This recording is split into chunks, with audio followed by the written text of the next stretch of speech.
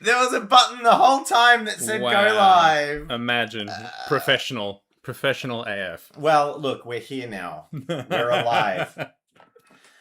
You got to tell me if it actually starts. Oh, it started! Oh my god, it's us. God. There we go. Confirmation. You also got to check. Can you just check if our audio is scuffed as anything or if it's moderately okay? It seems okay. All right. We're here. Amazing. We're Phil. Hello. We have Mike Wicked. Welcome to Hello. you know what we should do? Look, let's just get the ball rolling. All right. We're going to do an AMA. We're here. Okay. We're in Dave and Jen's house in our hobby room. I've infiltrated. Murray is here as a welcome and beloved guest. Because we're going to be launching the Sisters, but we're also going to do a bit of an AMA. And also, at the end of this stream, for anyone who's keen, we can premiere today's video. So that basically means we watch it with you, and it's like an audio commentary. Like everyone in the stream, I think, watches the premiere. I don't know, or it will all break because we've never done it before. Hello, we've got people in Florida. It's 12:16 a.m. Well, thank you for joining. We tried to find a time that was sort of good for everybody, but good means not great. You know what I mean? It's basically good for the viewers at our expense. Well, not really. It's 2 p.m. on a Saturday. Awesome. It isn't too bad. Thank you for being here, everyone. Look, the first thing we're going to do, as I said, I've built this as an AMA. So we'll do all that. We'll just chat to you. That's really what we're going to do and hang out. But also, guess what? We get to start our Sisters of the Old Blood campaign. So I'm hitting live now. Send it. So it breaks. It didn't. Hey. I don't know if that'll send an email to people who backed it. If it doesn't, this is going to be a very slow start, and I'll need to send an email after the stream finishes. Surely that much is automated. Yeah, but I look. It's been such a slog to get it ready after coming back from paternity leave. It was. The timing of this couldn't have been worse. Our son made this very hard. But hello. The grudge has already started. We have a shout out from South Africa. Hello. Whoa. I missed that one. New Zealand, that's an easy time difference. Day 45 of asking for Trader Guard Baneblade. Trader Guard Baneblade, I love your persistence. Keep it up, and we will get a Trader Guard Baneblade. I will do one. I love it. I don't know. Did I say 50 is the number? I don't know what the number's got to be, but I do want to do it. Yeah, no. So, yes. Hello. First backer. Thank you, Gemini, of course, you were the first backer. Gemini is like the super fan. The Kindred super fan. Love that. Love to see it. So, we also have, I could go to scene 2, which is just this campaign page, which I think we can refresh now. Do it. But, I'm mixed, right? Oh my god, 2 backers! I'm mixed because I don't want to make this whole thing about the Sisters, even though it's important to be about the Sisters. I do want to give people an opportunity to chat and hang out and say... Oh, yeah. Because we did a big video last week talking about the channel status, and I think it's good for people to be able to ask questions and hang out. You were watching Jazz's new video when I noticed this was live. What did I miss? It's the Sisters of the Old Blood launch and a bit of an AMA, and then a video. Please tell us there are some trans Sisters of the Old Blood, says Norn Queen Reaper. So, I have a little bit of bad news for you, Norn Queen Reaper. And that is that it is a prerequisite to become a Sister of the Old Blood to have a womb and be able to carry a child. Now, that doesn't mean there aren't, I guess, male identifying sisters. That would be fine, but the other way around... You could probably be in the convent in some capacity, yes, but just absolutely. not a sister. You can't imbibe of the old blood without child sacrifice. So, there could totally be ones that identify as a male, but the other way would be not possible. Sorry if my lingo is incorrect. I'm a millennial. Sorry. Well, I said 50. Well, that's it. Trader Guard Baneblade. You can give up after 50, but it might take a little bit longer before the video actually gets produced. But I will do it. Although, look, I do love the commitment. So the more we get, the better. Do a Baneblade off. We did an artillery unit off. We can do a Baneblade each. That seems like a very chill video, doesn't it? Double Baneblade.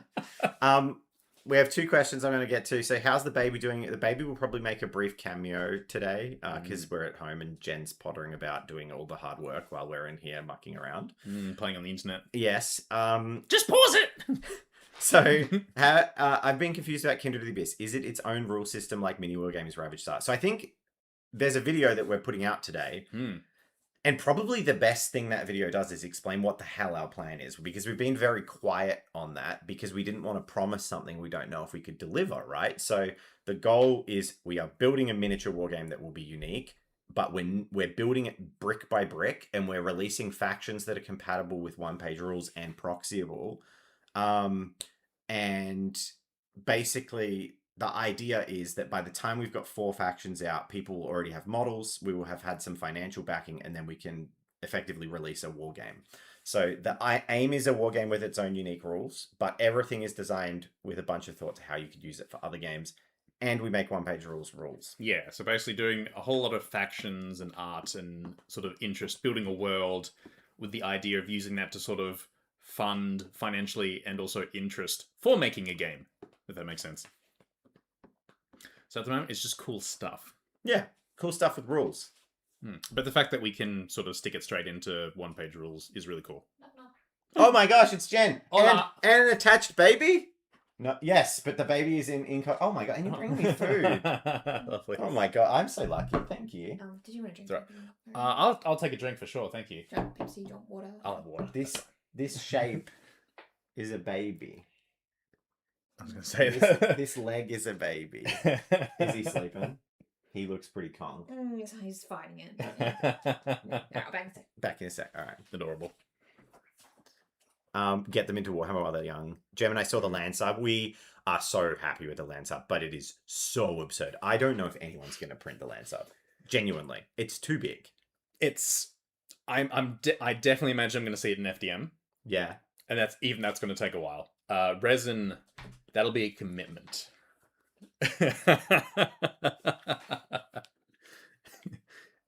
Gemini's all over it. Of course.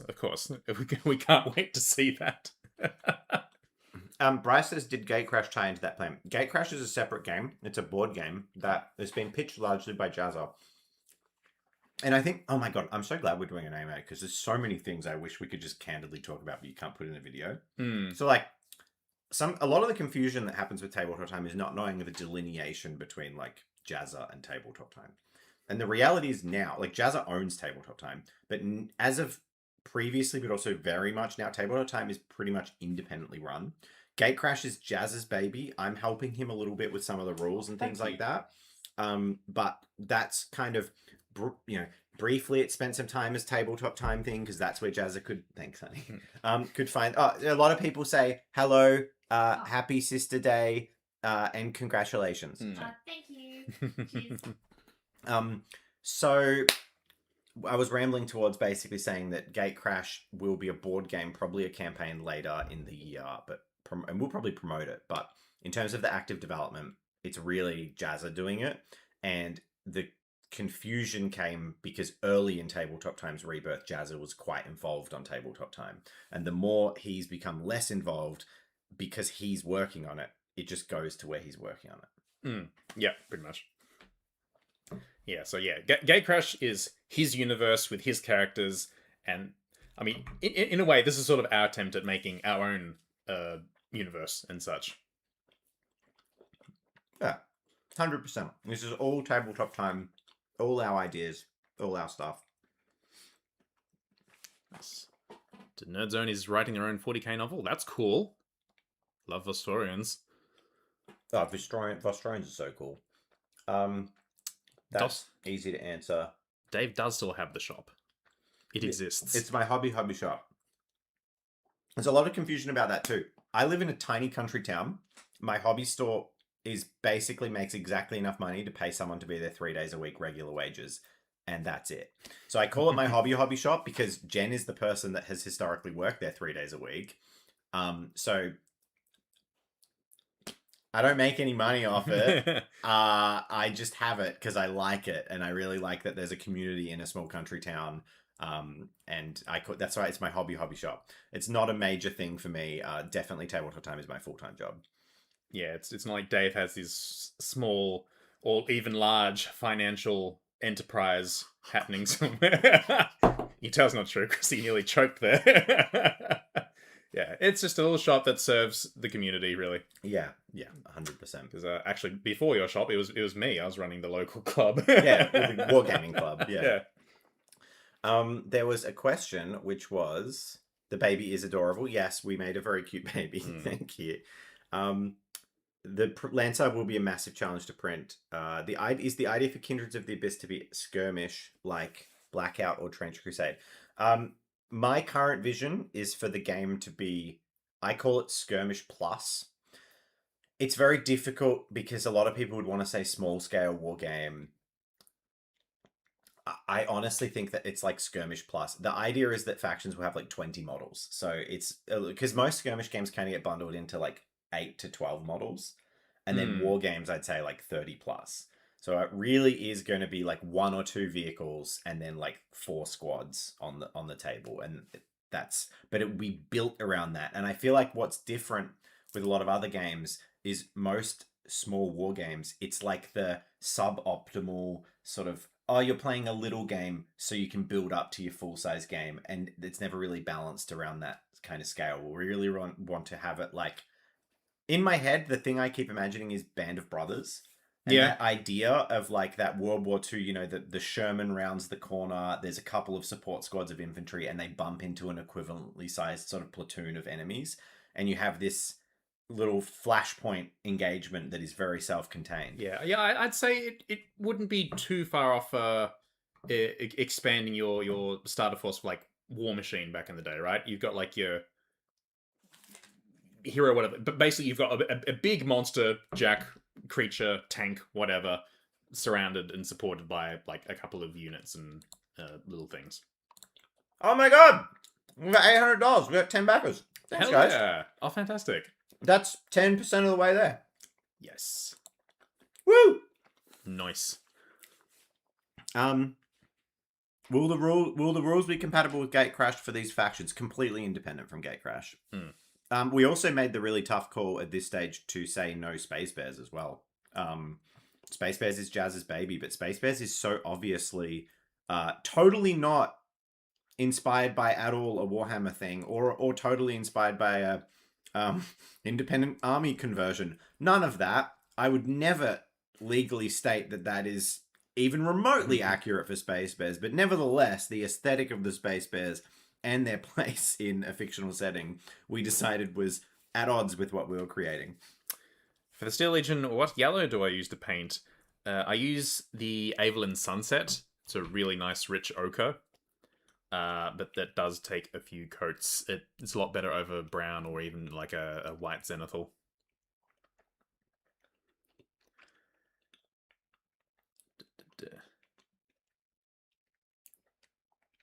3D printable terrain is cool. Well, there's a lot available. We have a scatter terrain stretch goal for the Kindred of the Abyss. Oh, for those who have followed the Kindred of the Abyss, I have super good news. Jackson has sculpted the entire command squad in the last week, which he said he would. I have just got the files today. It is too late to release today, but in the next 3 or 4 days, I am ready to release the command squad, which is the last infantry stretch goal, and we're test printing the land sub. So within the next 2 or 3 weeks, that'll be done. The only Kindred miniature not done is the scatter terrain, and we still have design direction for that. So I could look at the 11th edition layouts and maybe we can make something work. It might not be suitable because we have to take our future game as a priority, but yeah, it's a good idea. Yeah, well, it's pretty applicable because 40K has just gone in the direction of basically here's a footprint. You know, it's either light, heavy, or medium cover.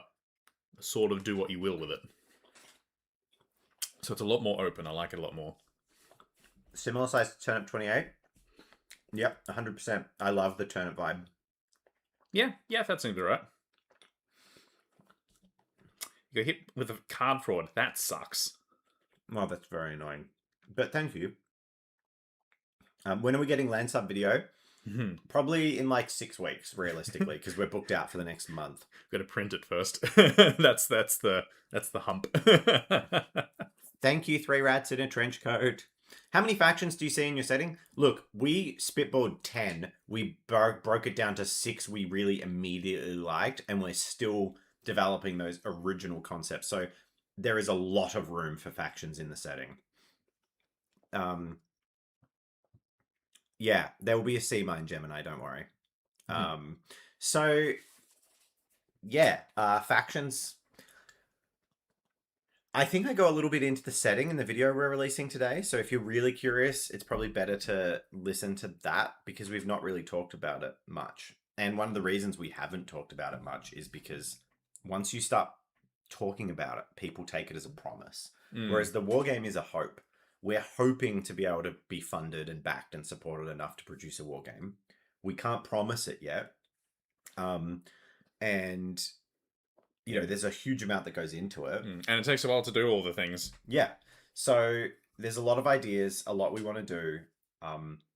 But one of the people also ask, what's the name of your setting? And we go, well, we can't tell you / we don't know. And the reason for that, this sounds really stupid, is because we're poor. Like as a company, we run skint. And as soon as you name something, you have to like copyright it, register websites, like set up all this. It actually opens the door to a whole bunch of expenses for something that like so there's a balance. At a certain point, there's a marketing benefit to being able to create this hub and this hype.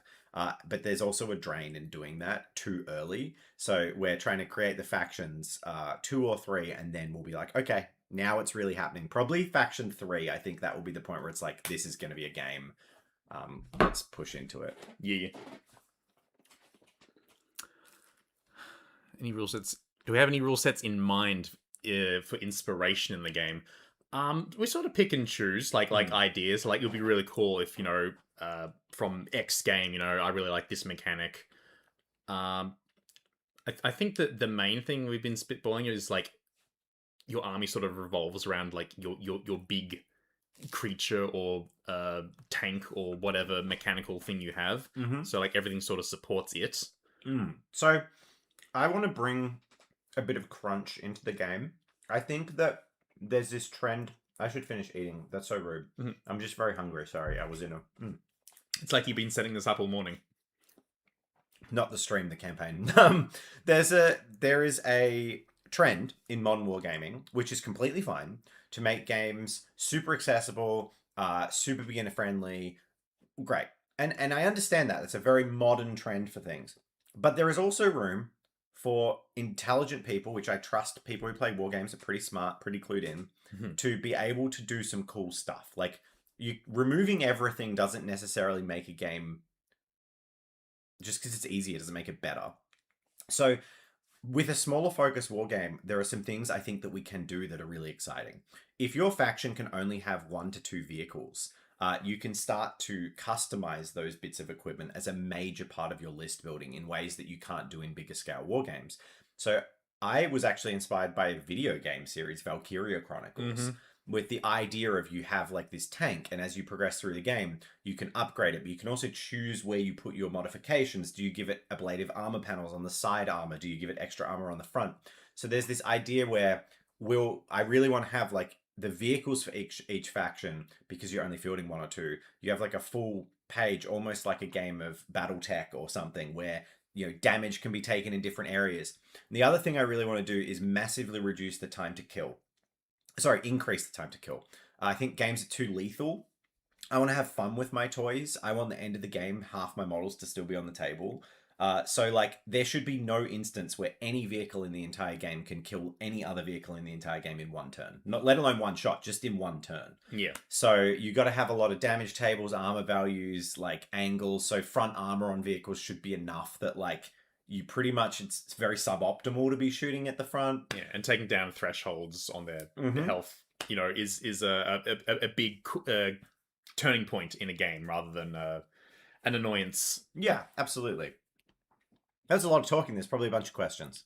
That's right. I liked where was it? Someone's dad was excited for the children, the orphans. That's the awesome. Orphans. Thank you, 14 backers. Yeah, it was trying to go Blade. Yeah. We've inspired you to make your own hobby channel. That's really cool. Yeah. Good luck. Yeah. No, have fun. it's such a cliche to say that, but you need to have fun. Mm. Otherwise, you'll fall into like the YouTube gutter, and you won't like it. So make things you want to and have fun.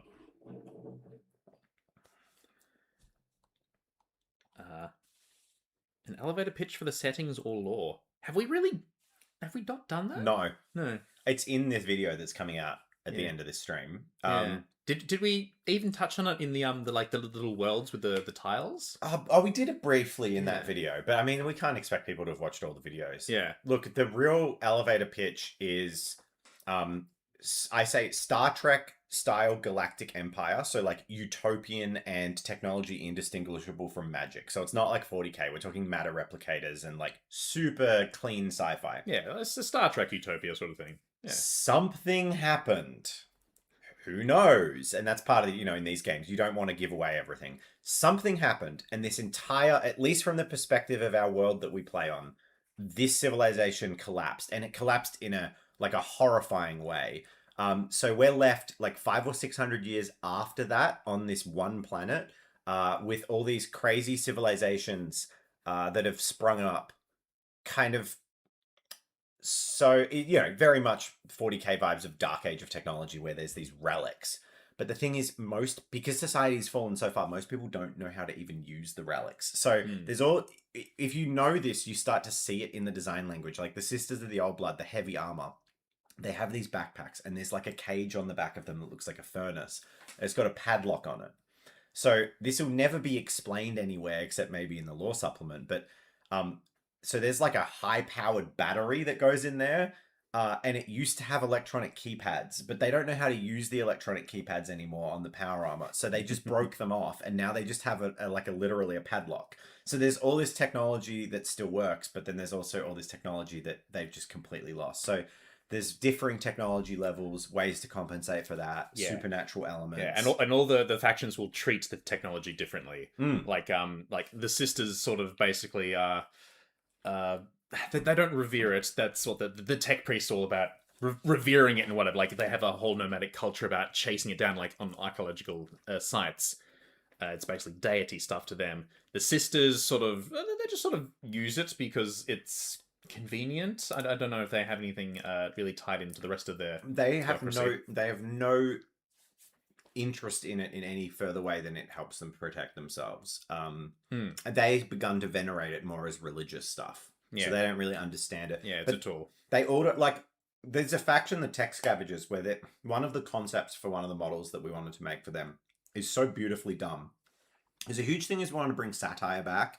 We want it to be grim, dark, and horrible, but also really funny. So one of the units we pitched for that faction it's the top half of like a death mech that is then being dragged around by like 20 humans on like one of those pagoda things where they carry it over the palanquins, being dragged by people on this like rickety wooden platform, and then the law will be like they never go in front of it because its threat detection on this robot is just annihilate anything in front of it. So they're like pushing this cart around with like a death robot on the front of it, and that juxtaposition we just find hilarious. Yeah. And then like the war orphans find the space age bunker.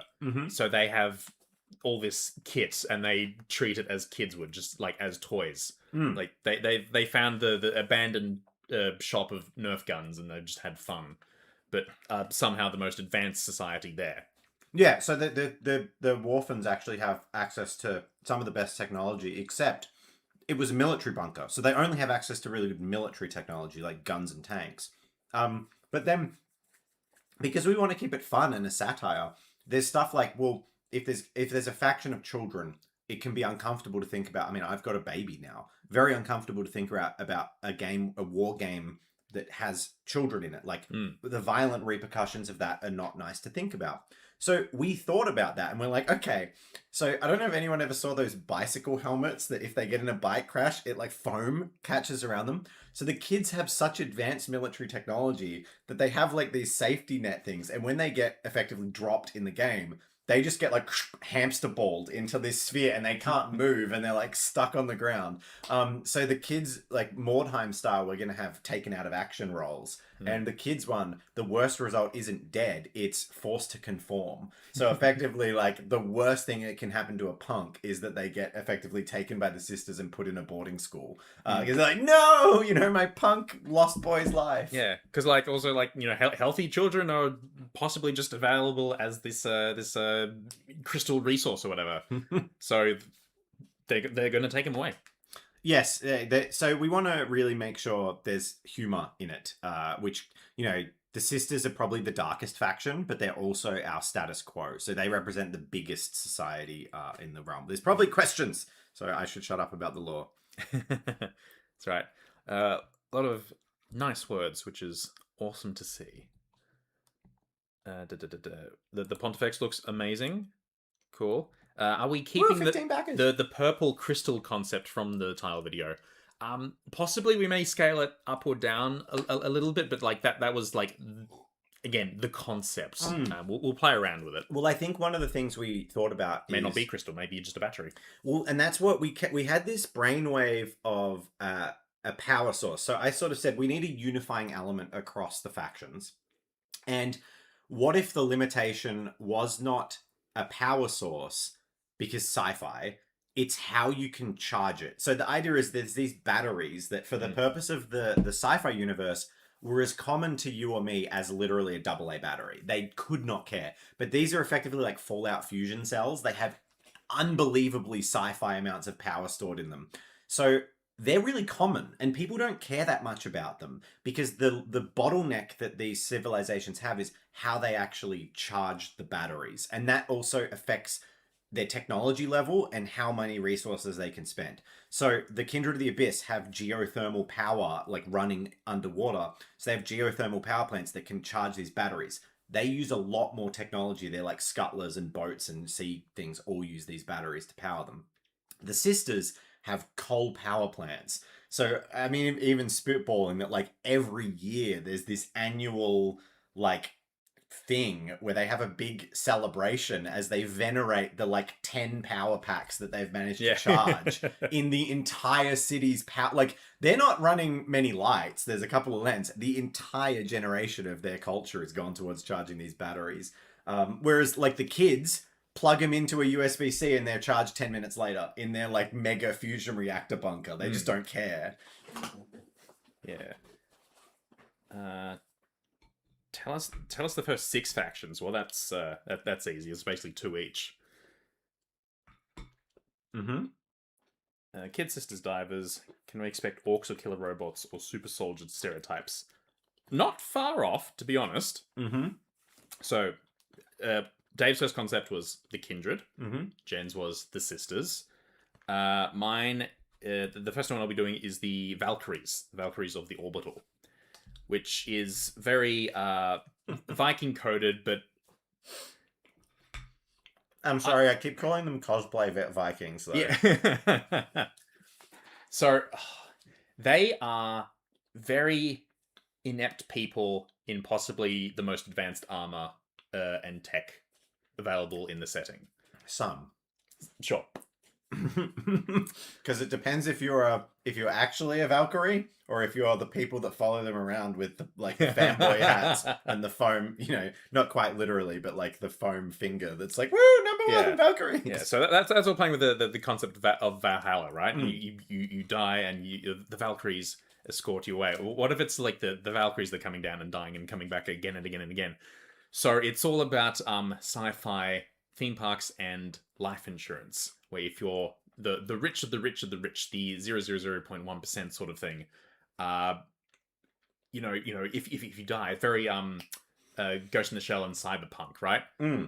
You die, like, you were brought back, like, boom, cloned instantly, you're all good. Yeah, so they're called the Valkyries of the Orbital because they live on an orbital theme park that was like a Viking-themed Disneyland.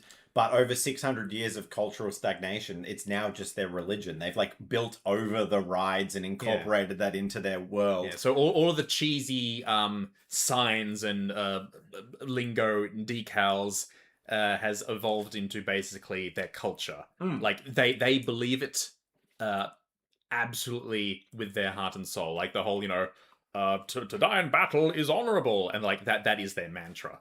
But But they're not particularly good at it, perhaps. Well, a lot Maybe of some of them them are. very unexperienced. But there's also the little stupid humor of them having these really sage, like like powerful Thor told me this sort of psalms and prophecies. They've gone into battle, a horrible thing has happened, and they're like, remember, you battle with honor and bear it upon your soul, and never put your hands and legs outside the ride. And everyone's like, what does that mean? And they're like, It's so deep. It's a deep and spiritual thing.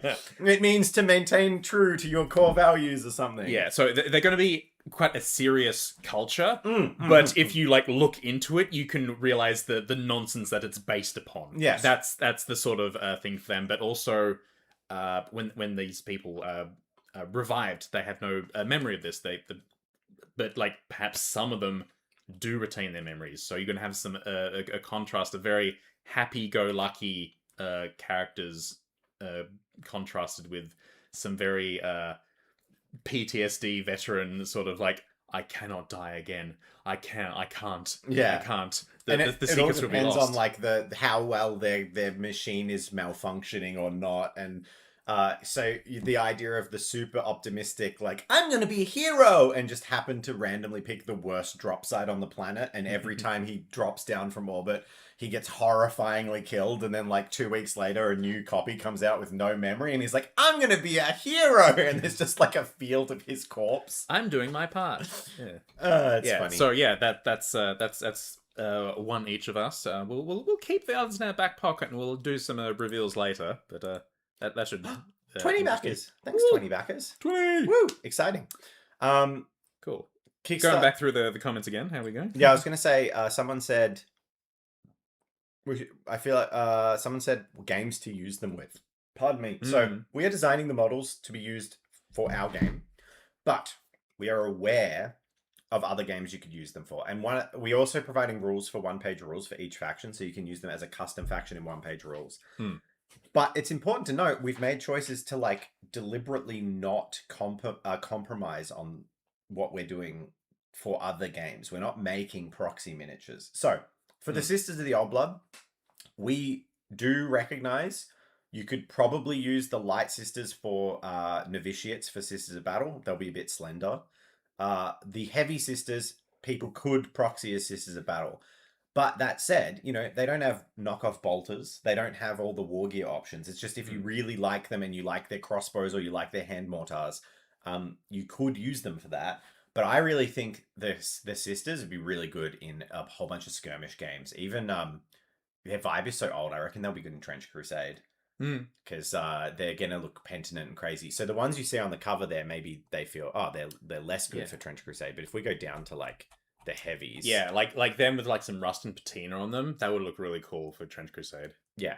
So I mean, for me, I can completely see how those ones become Trench Crusade. And then like miniatures for like was it the Vampire Masquerade, D&D settings in general. If you're gonna do some Van Helsing stuff, you do some really really cool and fun stuff.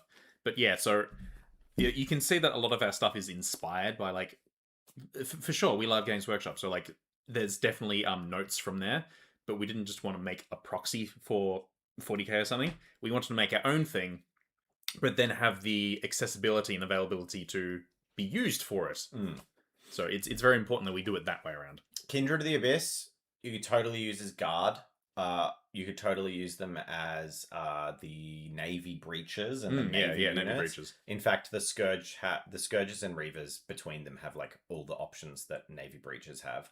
But also Heretic Submariners for Trench Crusade. I've already seen a lot of people use the Kindred for Heretic Submariners for Trench Crusade. Love that. Hello, David Murray. How are you guys? We're good. It's Saturday. I'm relieved to have put out this video. It's live and everything seems to be working, so we're feeling good about it. There's probably things that aren't done properly. I need to update the team page at the bottom. There's a few assets I need to replace, but broadly, It seems to be working. And people are backing it, which we really appreciate. I mean, look, it would be absolutely amazing if today we hit our goal. It's possible. We have 24 hours in today. We're at 21 backers. We're almost 20%. Well, we're 17.85% of the way there. And I don't even know if we sent out an email. I think when we send out a notification email of the launch of this, that will probably help. But we may have automatically. I actually don't know if we did. But either way, I can do that after the stream. We got stretch goals out the wazoo if we hit them. Yeah. Someone in chat, tell us if you got an email. Yeah. Gemini, you'd be able to tell us. What do we have? Talking about the Emperor of Thrones. That does sound cool, Eka Jake. That is actually kind of fun.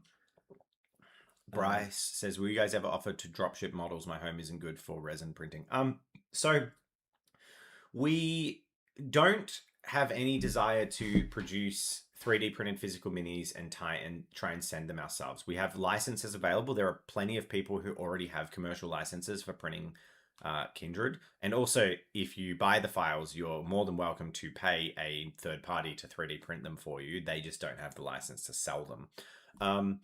But yeah, basically, we plan on making physical models. Yeah, if we can build it up enough to get to the point where we can produce stuff like, a Kindred starter set. It's in plastic. Wow. That we would totally want to get there. I would like to say, though, we don't plan on dropping 3D printing support. So it's not like we plan on suddenly swapping to physical and then, not doing the 3D anymore. I think people who made it possible because of 3D printing. So why would we abandon that? And in fact, I think there will always be more available for 3D printing because if it becomes successful and we get the game out, we will be providing like special versions of characters and alternate sculpts as like celebration things. That will all not be physically made because they'll be too small batch. But you know what? If we do get very big, which is unlikely, but if we got big enough to do convention stuff, we'll probably do small batch resin runs and stuff. But we will never ship it ourselves because in Australia, it kills it. Yeah. We have to have a third party doing it out of America or something. Hey, Golden Dragon. And Vic. Hey, how's it going? Pretty solid for Solar Ox. Yes. Golden Dragon, Jackson is here. Thank you. He's done such an amazing job sculpting all of our minis. And as I said earlier, very excited to be able to say Command Squad is done. Not even Murray's seen the Command Squad. I think you showed me one of them. Oh, yeah. I showed you the Commander. Mm. Matthew says, Dave, congrats. Thank you. Gemini says no. Okay, so there hasn't been an email sent out. So if I send out an email to all the people who are following the campaign that wanted an email, that'll probably boost the... Got an email after I followed, but I followed after the... Yeah, so there hasn't been the campaign live email. So I'll do that after the live stream. Right. Yeah, interesting that doesn't just happen automatically, but oh well. Off the top of my head, I don't know. Sorry, I'm way too scattered right now about the commercial licenses in the UK. I have an FDM printer and running. Can't get the 0.2 nozzle. 0.2 nozzles suck. Yeah, that's we have opinions on 0.2 nozzles. Hero Forge kit bashing video. We're doing another one later in the month. It's really interesting with Hero Forge because they've been such a strong support to the channel and they're such nice people. Like they're genuinely lovely. So yeah, they're great to work with, and we've got a video every 3 months. Every quarter we have a kit bashing video for Hero Forge. So the next one will be late June because we're classic YouTuber fashion with paternity leave. It's the end of the quarter, and we need to get the quarter video out. Yeah, pretty much. Can we show the Command Squad? Oh, I don't know. Yeah, I can. Ooh. I want to do that. Oh my god, it's over 2,000. That's 20%. 20%. Right. We haven't even emailed the 1,300 people that want to back the project. Yeah, I mean, there's over 100 people watching. That's really cool. Awesome. Thanks, guys. Thanks for being here. Yeah. Considering how late notice and off the cuff it is. Look, we're managing, all right? Yeah. We're managing. Doing our best. Oh no, I got an email. Just launched. This is the Old Blood by Tabletop Time. Project just launched our backer kit. Help them have the best launch possible. So no, there is an email that got sent. Email just slightly delayed. It's half an hour late. Ish.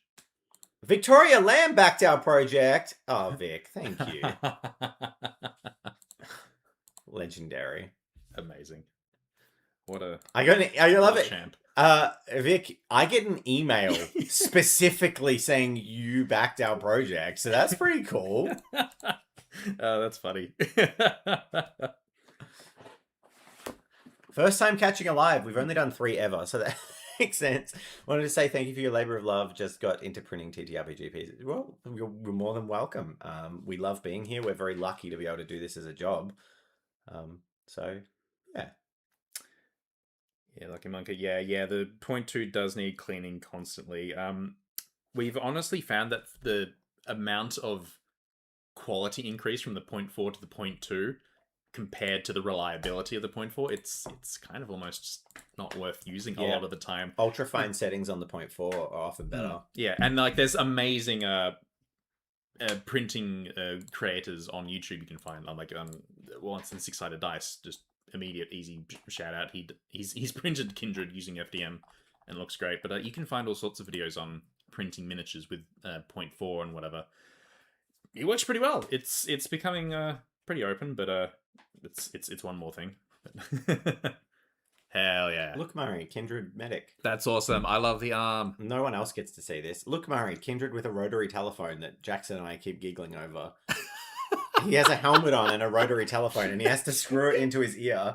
Like Is it like, like it literally has a rotary on the back of the backpack. like in space, where like astronauts have to like press their faces to each other to get the there's literally vibrations? a rotary that you have. Like a guy behind him has to use his rotary telephone. I Oh love god, that. it's so the Periscope man. That's outrageous. It's all outrageous and love it's it. brilliant. It is so good. Jackson's done such a good job on these. Shotgun guy, double barrel, Hell yeah. badass flamer dude. Ooh. With a bit of flame on that one. Very cool. Nothing like a flamethrower if you're an underwater soldier. Mm. They're so dumb, guys. This is the satire. The Kindred of the Abyss, their number one defining feature is they're so dumb.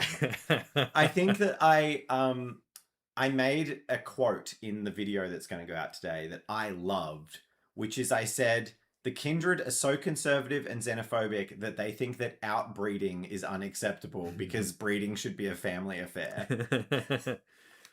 First time catching you live. Hey, welcome. Didn't see an email. Fair. Do we have a Patreon that you can donate to monthly to support the project overall? We sure do. Well, not directly. So we have just the channels. We have the Patreon, channel Patreon. but that directly supports. The development. In fact, we're potentially looking at releasing occasional. Again, we never want to promise things. Occasional like alternate sculpts and fun minis for the campaigns on our Patreon. But we'll update and talk about that in probably a month or two. We've got some stuff in the works in the background.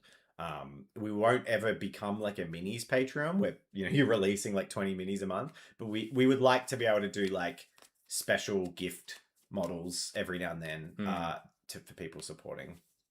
Yeah. First time seeing the live stream. We inspired you to start your miniature painting journey. Hell yeah. You're welcome. I hope you're having fun. If we can't show you, can we poorly describe them instead? Comms Man also has a valve on the front of his helmet that he has to turn in order to talk. I like the little funnel. It's so good. I think the guy with the periscope, the literal periscope, is fantastic. Thank you, Shadrach.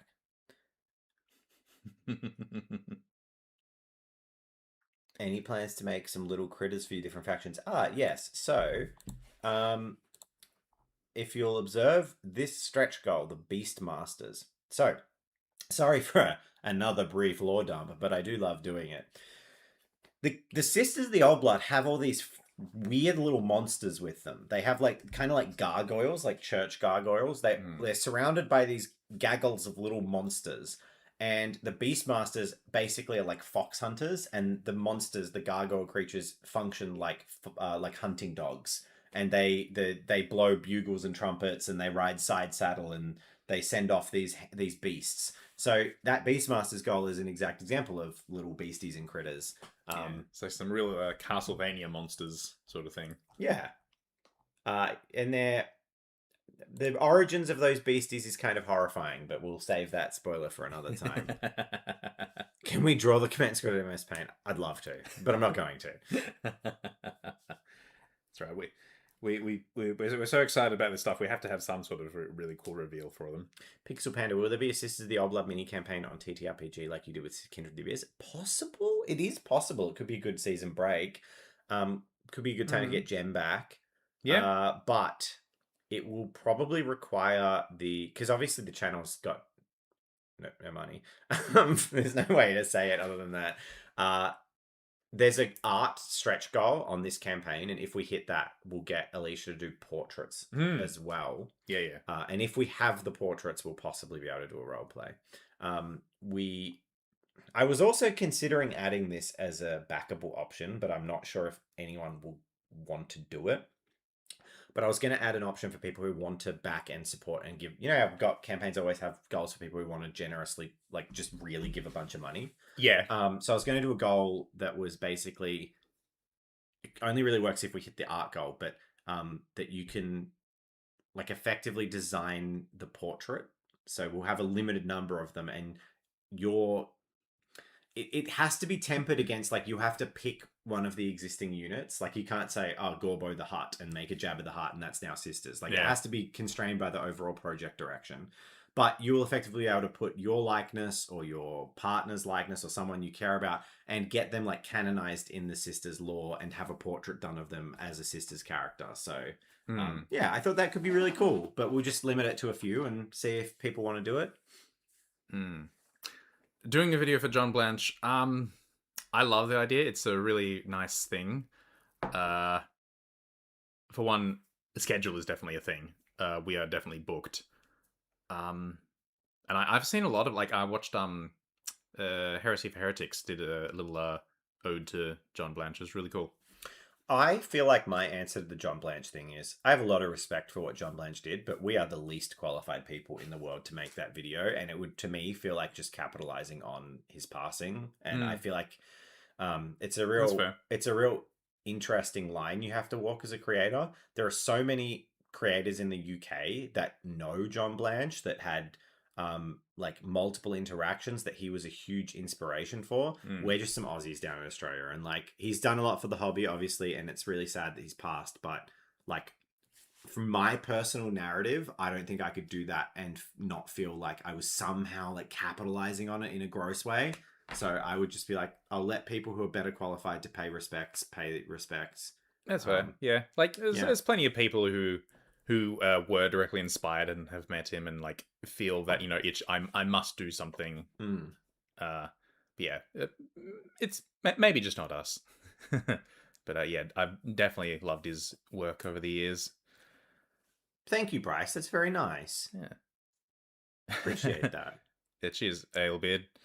And that's a good Patsy name, adjusted Alebeard. Pledged. Go to get the Kindred you missed the first time. Yeah, so that's the other thing is every time we do these crowdfunding campaigns, we offer the previous campaigns at it's never going to be nearly the good price you got the first time, but it is the best price they ever get outside. So like the Space Bears, I think, is 150 Australian dollars for the bundle, and it's $99 when we do campaigns.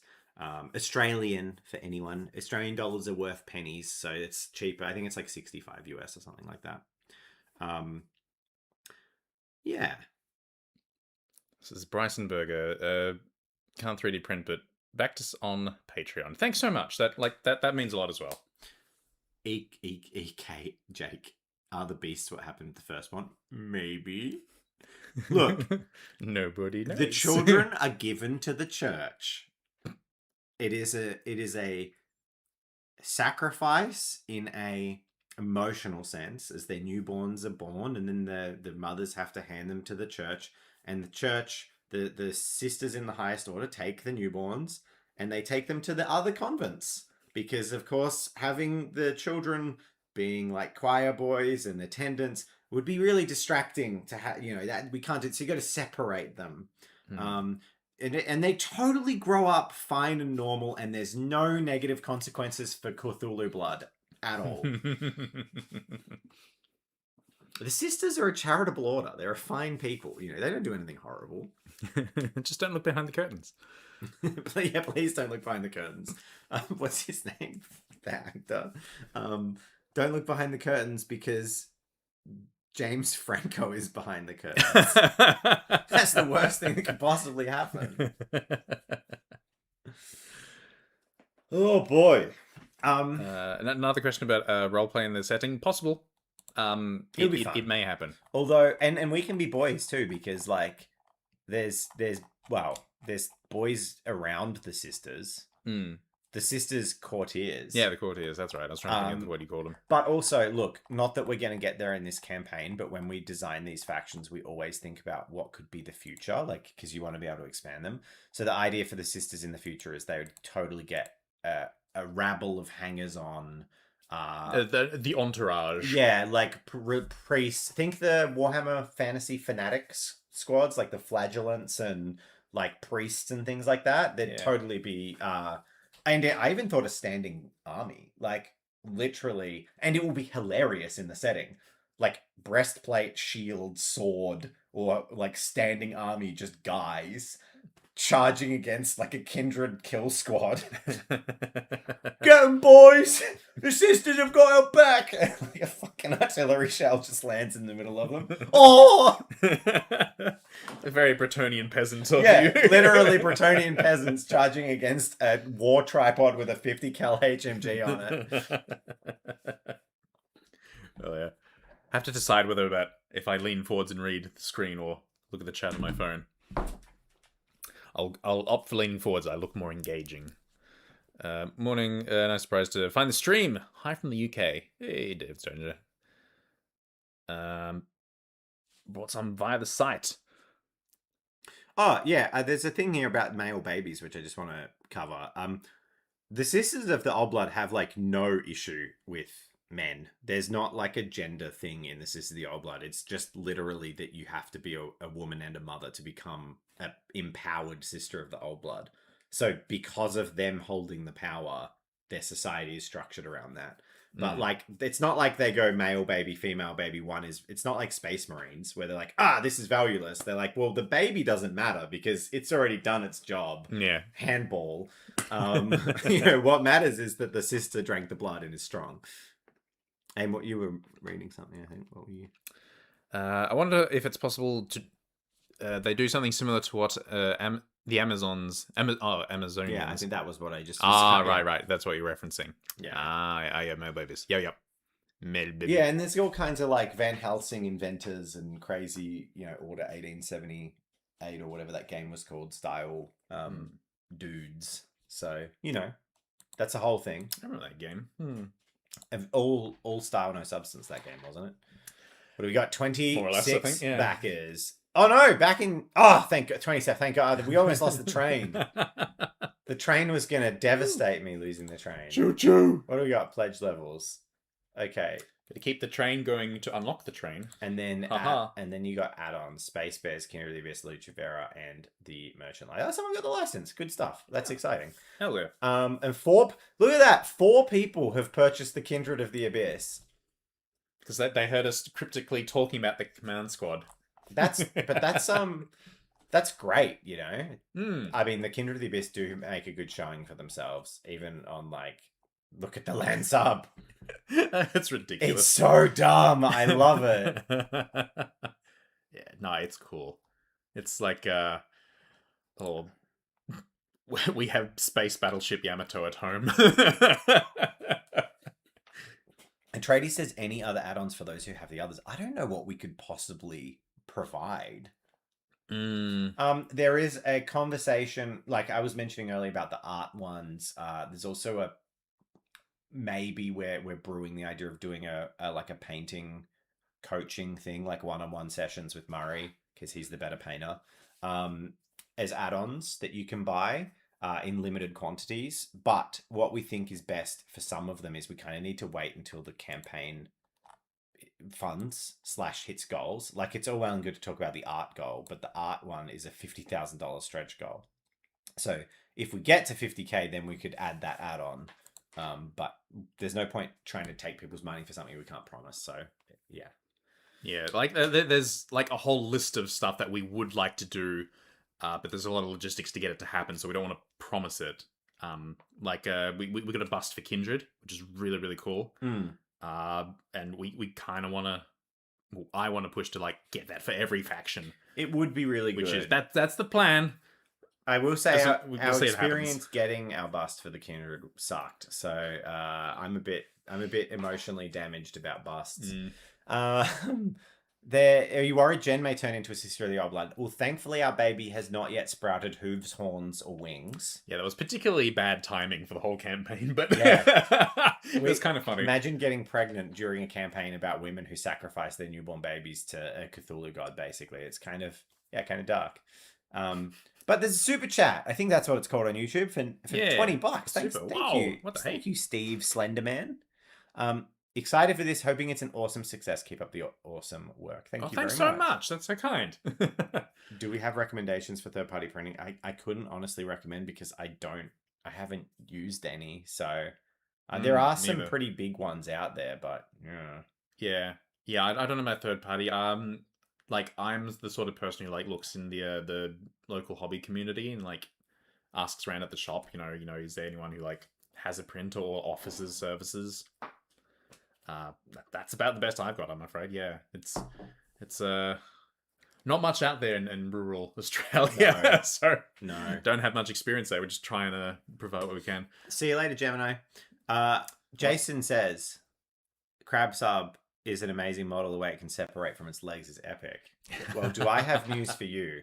All of them can. So the four-legged bathysphere walker, the bathysphere also pops out, and the land sub also pops out of these tracks. And if you look at the back of the land sub, because this is the first time we've ever seen the land sub, which I'll be posting on the Kindred campaign like tomorrow, don't worry. This mounts 4 bathyspheres at the back, and their buoys at the bottom. But the idea is that this can either mount 4 bathyspheres, 2 bathysphere walkers, or half of this undercarriage. So you can put 1 set of tracks on top of this with the crane. And the idea is that 3 land subs can come in, 2 of them deploy the tracks, and the third one can go on land. So they're all like, it's all dumb. It's all sci-fi nonsense, like Saturday morning cartoon nonsense. But it's supported in concept, all of that happening. Hell yeah. God, that thing looks so cool. Absolutely ridiculous. Are you guys worried about launching this the exact same night 11th edition goes live for pre-order? Look, maybe that's going to be horrible, but honestly, it was never planned. We had no way of knowing that, and we couldn't delay the campaign any further. Like, we've delayed it a month already because of my baby situation. So, yeah, I mean, it's either incidentally a terrible idea or it's a great idea because people will go around and be like, oh, I want proxy models. It's probably not a great idea because a huge amount of people will spend their hobby budget on 11th edition. Yeah, for sure. It's totally a possibility. With that said, I would question, is the market of people buying 3D printable STLs the same market that's spending 500 Australian dollars on plastic Warhammer? Like, there's going to be a crossover, but I do think a lot of people who are into buying 3D models probably aren't as likely to be GW fanboys. Yeah, I also feel like buying STLs, maybe it's just my perspective, it feels more like I'll buy this now. It's like for a rainy day because it's not taking up a portion of the pile of shame or whatever. Right? It's there. It's on the computer. It's for whenever I want. That's totally not how I've treated it. Do any of the vehicles have interiors? None of the vehicles have interiors, but we do have cutaway art of that. That's so cool. And now the land sub's done. Yes. We can get cutaway art of that as well, which is super cool. And that'll be part of the lore supplement PDF thing, which we're going to be releasing. Yeah. That's cool as hell. Yeah, I forgot you're going to do that with the sub. The cutaway. Yeah, well, I kind of know what vaguely, like, the front has 4 torpedo tubes. There's no reloads. There's going to be a lore section in the PDF about a short story of two kindred land subs that get in a fight, and both land subs subsequently realize that all of their torpedo tubes had been pulled out by the crew and left in the dockyard because the kindred very rarely fight things at sea. So they just like, oh, well, I'm gonna like store my bootleg liquor in the torpedo tube. So the captain's like, fire tube 1, and like some booze shoots out, and he's like, fire tube 2. Greg shoots out the next tube, and just like how 2 land subs managed to load 0 torpedoes between them. There's Greg in his hammock. Yeah, exactly. Well, because it's super cramped inside. It's like a 10-person crew in this tiny space. But the fact they run off these super electric generators does mean that they are slightly less impossible to exist in because they don't have a big boiler room. Yeah, but they're so dumb and fun. Nice. Oh my god. Good night. G'day. Let's see. G'day, it's Matilda. See you later. Thanks for joining.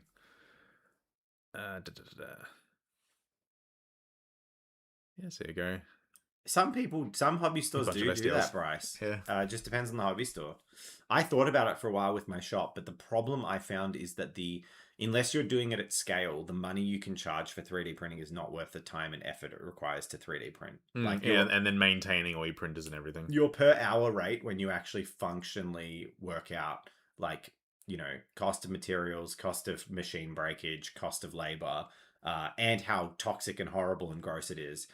It's just, there's not much money to be made from it versus, you know, doing other stuff. Big print farms can do it because they work in bulk, but a little print shop printing like one dude's D&D character, that person isn't going to be like, yeah, I'll give you $20 for that. They'll be like, I'll pay $5 for it. And you go, well, it takes me like 10 minutes to get it in, make sure it's supported, put the print on, then I have to print it, then I have to clean everything up and take it off and clean it and blah, blah, blah. Wash it, cure it. And it's all that for $5. Like, it's just not worth it.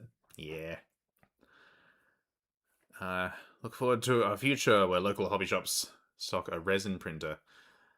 Yeah, it's just sort of like a kind of like a vending machine in the back. That would be kind of cool in the future. Just got done pledging to Epic Anatomy. Hope Epic Anatomy does well for Jazza. Yeah. This channel as well as Jazza have been a massive part of your life since you were in primary school in year 4. I hope that's Jazza, not Tabletop time, because he's been on the internet a lot longer than us. Really hope you're the best. Thank you so much. Been a huge fan since the relaunch of TTT. I've been on the fence about buying the STLs, but with the sisters, I'm definitely going to pull the trigger. Well, thank you, Travis. Thank you. Means a lot. We honestly are so proud of the sisters. Patrick Keith has done such an amazing job, and the art direction, clapping ourselves on the back, has been really good. I like Jen's ideas, the way we filtered it together with Alicia's art, a little bit of my wargaming cohesion, and Patrick's realization. They are so cool. And also, I like these huntress ladies, the Venetrices. I just love them. They're just Victorian. I mean, in the video that's coming out, I call them Victorian baddies. They're just like awesome. I love it. Yeah, no, I had a lot of fun painting it. Taking it to the ArcFest convention. Like, people thought they were really cool. Like really novel.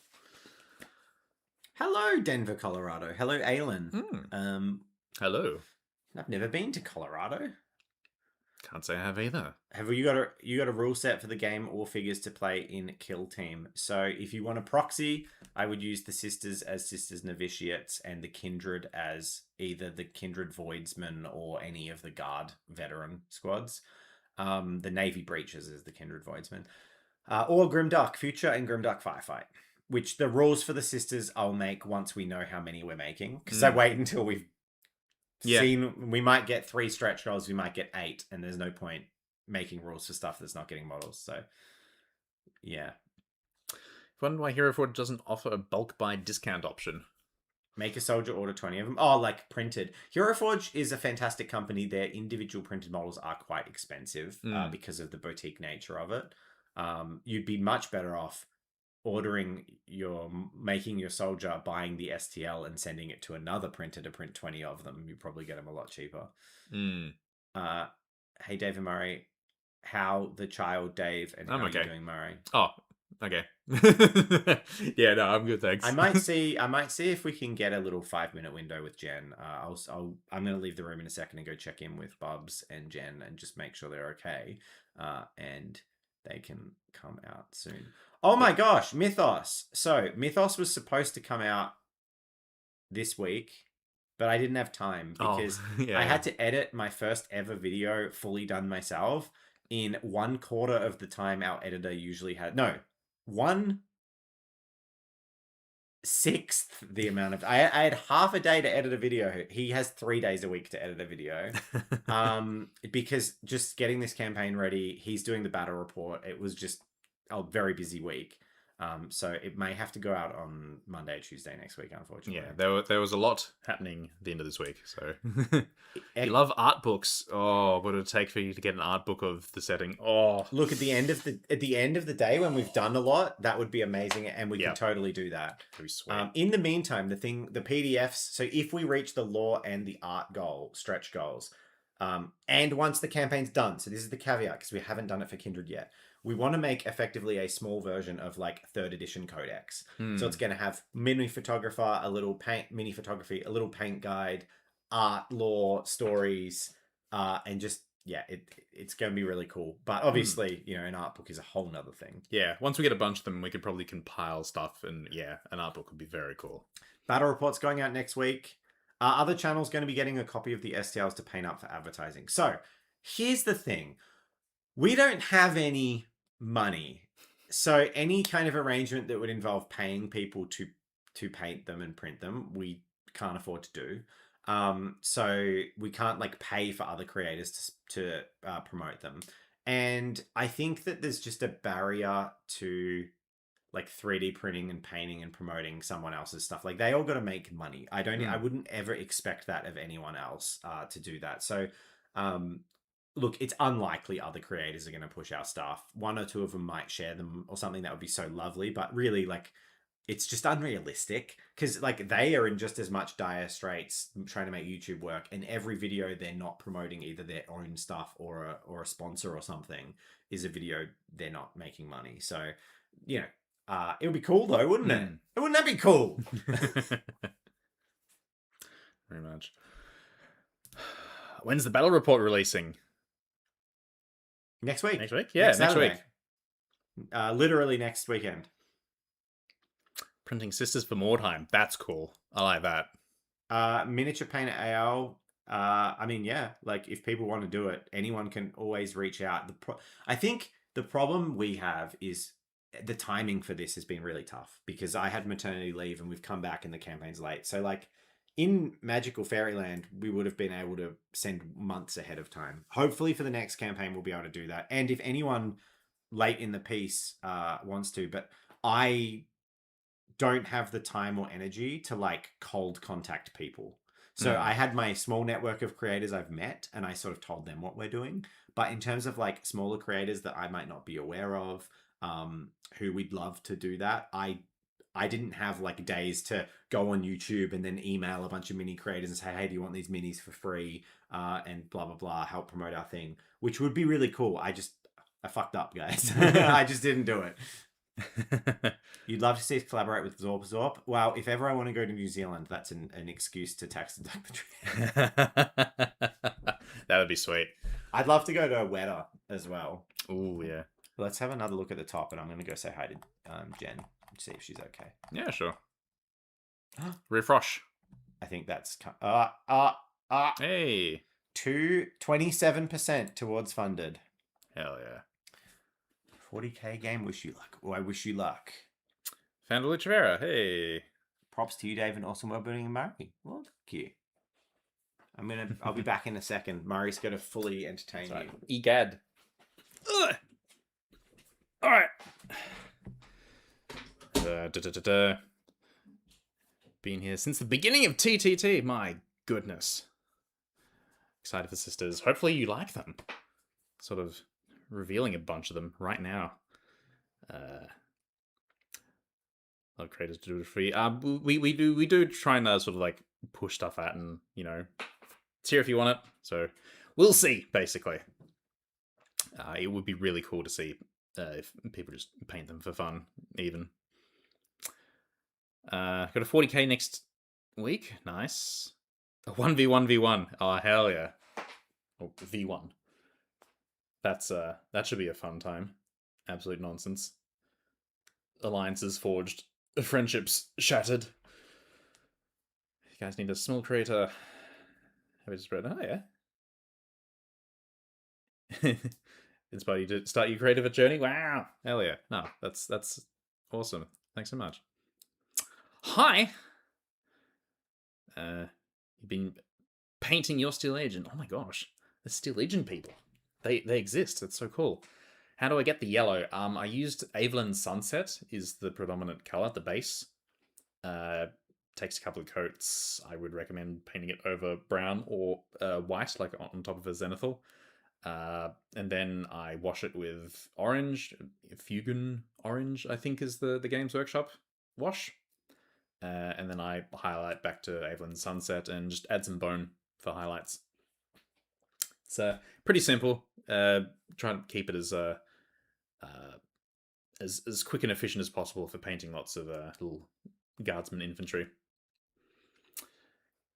You liked my content while Dave was gone? Thanks so much. It was a lot. A lot of running around and trying to work things out, and then finding all the things that I didn't have access. So sorry for not doing any patron videos myself. What the hell?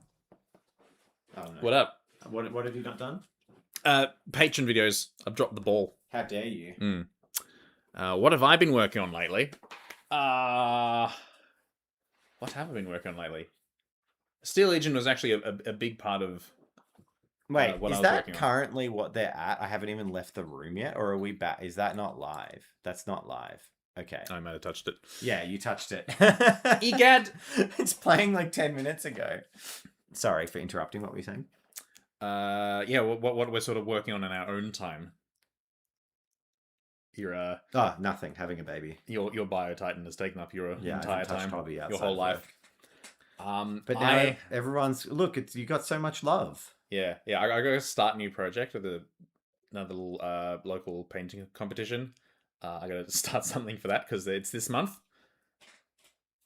But yeah, so I sort of moved a few weeks ago as well, so everything's sort of been up in the air and all over the place and packed in boxes. So resuming soon this weekend, I hope.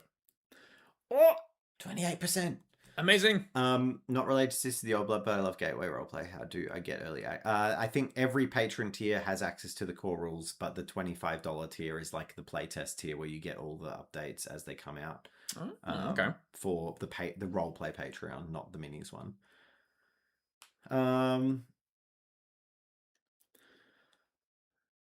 Never did Patreon due to conversion rate. That's a pain. Would you ever consider doing a combined patron so I don't need to pay twice? So with Jazza, no. Yeah, I don't think it even works. It's a separate. Well, it's a separate company. That's the thing. I think people like Jazza does not financially intervene with Tabletop Time. It's two fully different things.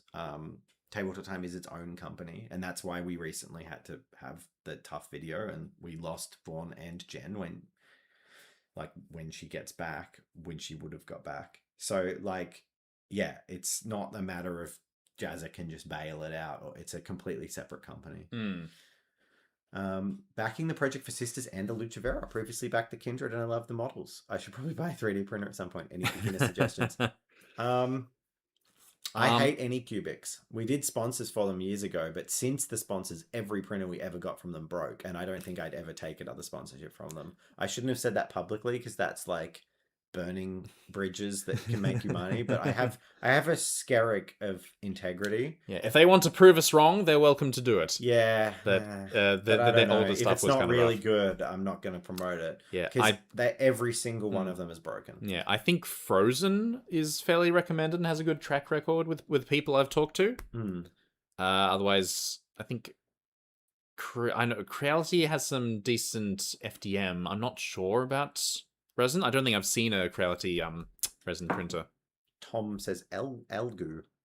We've heard good things. Elgu, yes, yeah. Actually, I used one of those at work. It wasn't bad. It had a little rocking system. It was kind of cool. And our Hay Gears is really, really good. However, it's in a 3D printer fans are super hate closed systems where they force you to buy their own resin and use their proprietary software, which I completely understand as a consumer. When you are a business, sometimes that is fine. But so I wouldn't strongly recommend unless you were super comfortable with that. That said, I genuinely have to say that Hay Gears blueprint, the Hay Gears Reflex, is the best 3D printer we've ever used at the studio. It has consistently performed for 3 or 4 years now.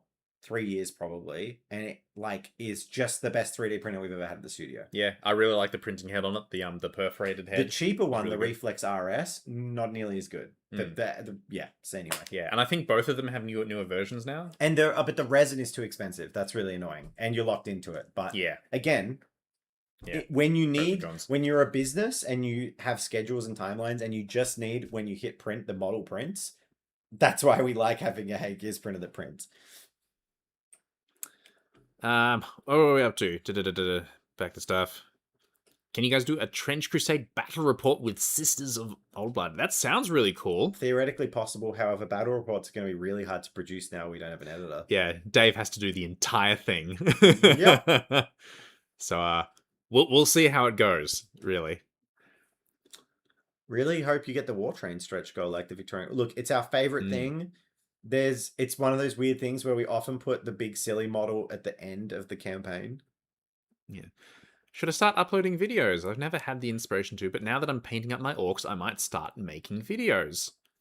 Give it a shot. Just do it for fun, and then why is the question. If you want to make videos because you want to have fun and express yourself and share what you're making, make videos 100%. Yeah. But the goal of making videos, that should it can't be, like I've got relatives, nephews and stuff, and kids are all like, I want to be a video game YouTuber because that's going to be my job. And I'm like, you got to love making videos. You can't love playing games or painting models as the primary thing, or else you'll never enjoy doing it. Yeah, and if you want to do it professionally, commercially viably, then you need to put your entire ass behind it. You need to do everything. You need to do the socials. You need to really push it. It becomes your life sort of thing. But if you just want to make some stuff, absolutely go for it. It's kind of fun. Even just as a way of documenting your stuff. I'm really bloody bad at it, but I try to take photos of the stuff I do at home and put it on Instagram as just my own blog sort of thing, just for my own records. Struckahov, idea of doing battle reports. Look, it could be something we do as patron content, like a monthly battle report that's just no editing. It's just a 4 hours of fly on the wall. You're there with maybe a couple of camera angles. Yeah. But there's a lot of things we can play around with in the future. I'm gonna print with the barbed wire. Get out of bed, put your glasses on to make your pledge, but you did. You want the War Train? Well, thank you very much. We appreciate it. You've had 3 Anycubics and never had any issues. Yeah, that's the thing.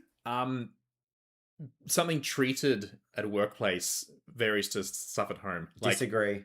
No, I would say because all of the filament Anycubics we've had at work died. My one at home still chose. Oh yeah, so that's what I was about to say. It's because it's the cheapest possible parts, consumer grade thing. Yeah. It's not that, and I would say they're unreliable in the sense that it's a scattergun of what you're going to get. Because I know I've had an Anycubic printer where I've printed one print on it and the LCD screen just broke. I've had printers that have lasted for 2 years. So the problem is there's no assurity that the product you get is actually going to be good. And you've got receipts. Yeah, I know many people who are like, "Oh, my Anycubic's perfect and it's never broken and it's been the best." But I know too many people who've been like, "My Anycubic just died. I had to replace the screen for no reason." Yeah, I mean, even my example, mine has worked brilliantly for me. I've had to deal and maintain with the ones that work, and that was a nightmare. Thanks, Bryce. Cool. Bye. You got the Bamboo X2D. I really like that printer. Yeah, I actually do. The FDM printers are good. We also, so Jen is she's currently feeding baby. She's gonna pop in and have a little bit of a 5 minutes with you guys because she's very tired and looking after a kid while we do this. And so if anyone has any questions or wants to say hi to Jen, she'll be in a few minutes. Other than that, we'll probably, I think, wrap this up in half an hour. Do you reckon 2 hours of live stream is pretty good? Yeah. I reckon. Although that'll be 15 minutes shy of 2 hours. Then we're going to premiere the day's video, which means I think we all get to watch it together, but I think I might need to set up that premiere. Yeah, we'd basically be in the comments. Yeah, 32%. Thanks, everyone. Thanks, backers. We can stick out sassy commentary as we go. I'm going to have a look in YouTube Studio. Live stream a battle report. That is a whole lot of stuff. the concept is really nice, but that is a lot of things to juggle and keep track of and not appear stressed in front of the camera. Okay. Oh, Schedule an instant premiere on the Ooh. 6th of June at... oh, he's cooking. So it's 3:30, so 4 o'clock. Do we just do it at 4 o'clock or 4:15 and make it a 2-hour live stream? Yeah, do 4:15. Why not? Okay. Sat as premiere. What public watch page will be created and it will count down. Okay. So forgive the clickbait title, guys. Haha. We've never done this before. What could go wrong? Help. I do know that the premiere has that really annoying countdown that the audio is just like blasts your face off. That's cool. We'll see how that goes. I've never done it.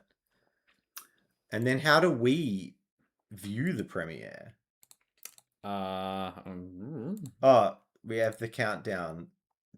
We can remove the countdown. Remove the countdown. To ambient. No one needs that crap. Or we can do a calm countdown. Or we can do a funky countdown. Funky. Oh, we got. Look what options we got. Okay, we can get video of that stuff. We can do a calm countdown. Oh,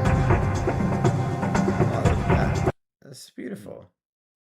Yeah, it's just backgrounds and music. Sure. I don't know how to actually be on the side of watching the premiere, though. Like, how do we watch the premiere? How do we be part of... We'll work it out. It'll be great. I'm guessing you're just in chat, right? It might just sort of look like a live stream like this, perhaps. We'll find out. Never done it before. Yeah, and not usually on this side of it. Well, we'll work it out. All right. What words are being said? You had to get out of bed and put on your glasses and make a pledge, but you did it! Hell yeah. Murray, you have a unique talent of reading the thing that I read when I've already read it and we've already addressed it. I love it. It's because our eyeballs go to the same place. Visual Good luck design with language. the premiere. Thank you, Corbin. Is there anything anyone wants to talk about? I mean, it's an AMA. No one's asked us any dangerous or juicy questions. Oh. We got 30 minutes left. Will you wear wigs? Will you wear wigs? Do we hate each other? Yes. With a passion. It's like, that wasn't even a question. We're actually kicking each other under the desk. Dave just said that unprompted. Are we going to do more Steel Legion stuff? No. You're banned. The manager says no. There you go. That answers the other question as well. I'm firing it out of a cannon. Really, any plans for Star Wars Legion? No. Nah, maybe. I mean, we could do Legion. Yeah. I mean, I don't even know what the... It's one of those games where you like hear from some person, it's doing really well, and you hear from someone else, oh, they haven't done anything in ages. Like it's basically circling the drain. They've done no updates. The company's given up, and then the next day the other guys in, they're like, oh yeah, they've just updated everything, and you're like, I don't know what's happening. I don't know what the life pulse is of these games. I heard that Shatterpoint is like closing. Yeah. See, there's another one. I don't even know. Thank you, Golden Dragon. I said when they make a Legion pit droid, I will collect Legion. But until we can buy official pit droids, I don't want it. You've been talking to Dave for too long. What do we say? Are we going to see more Chaos Alpha Legion? Yes, we will. We will definitely, because I didn't finish that project. I was waiting. I say it in the video that's about to premiere. I was waiting for the new Scale Cataphractic Terminators and the new Defiler, which are now both out, but now I can't buy a Defiler, and our production schedule is full for like 6 weeks. So I also think I'll finish the Titan before I go back to the Alpha Legion army, because we've already lost momentum on Alpha Legion army. We may as well not completely lose momentum and narrative on the Titan. Yeah, Orcs to Bestest, your Goths can be as black as you like. They don't need to be colourful. You do you. See you, Mike. Robert Seitz is the one with the merchant license. Oh, so go check out what's the name of your, even though I may never sell them. Oh, okay. did the same thing to... Well, you're That's just so massively kind. supporting the channel. We Yeah. appreciate it. If you do have a web store that you will sell them on, you can let everyone know, because people are asking where they'll be able to get them printed. Mm. Yeah, no, we would totally be supportive of people communicating such things in like the Discord or whatever. Oh, that is a brutal question. If you could only paint one faction, any IP for the rest of time, what would it be?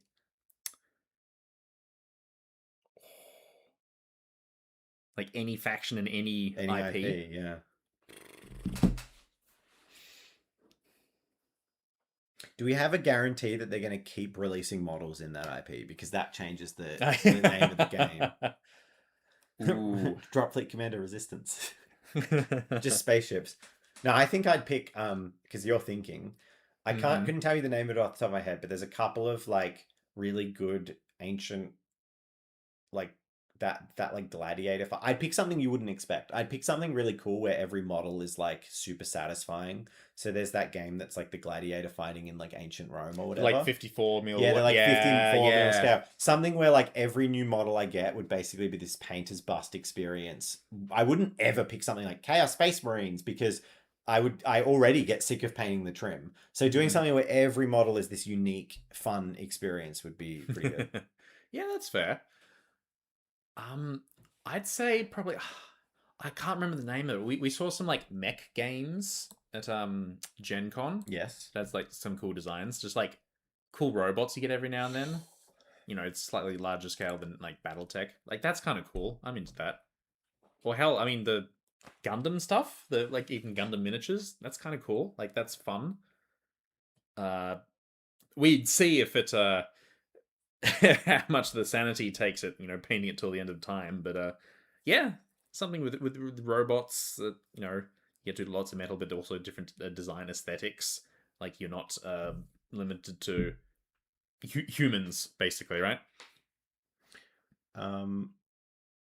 Dear Murray, you're the soul of this channel and should be protected at all costs. That is all. That means I'm the body. I was going to say that makes sense because I'm the body. I'm laying on the ground, constantly getting kicked, while you're this ethereal soul floating above. Yeah, I think I'm the soul of the boot that's kicking you. No. You're like the ghost that's left my mouth, and everyone's sort of like is praying to the but I'm just like bleeding out the nose trying to edit a video. Yeah, you're lying there in the Yamcha position, but one hand is like on the keyboard editing. Yeah. And you're like ascended above painting models. I love that. I'm into that.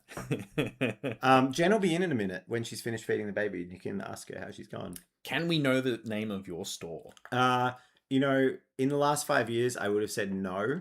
But now I'm just going to say, yeah, it's called Hobby Bastion. And if you live in America, you can buy a Hobby Bastion hoodie. True.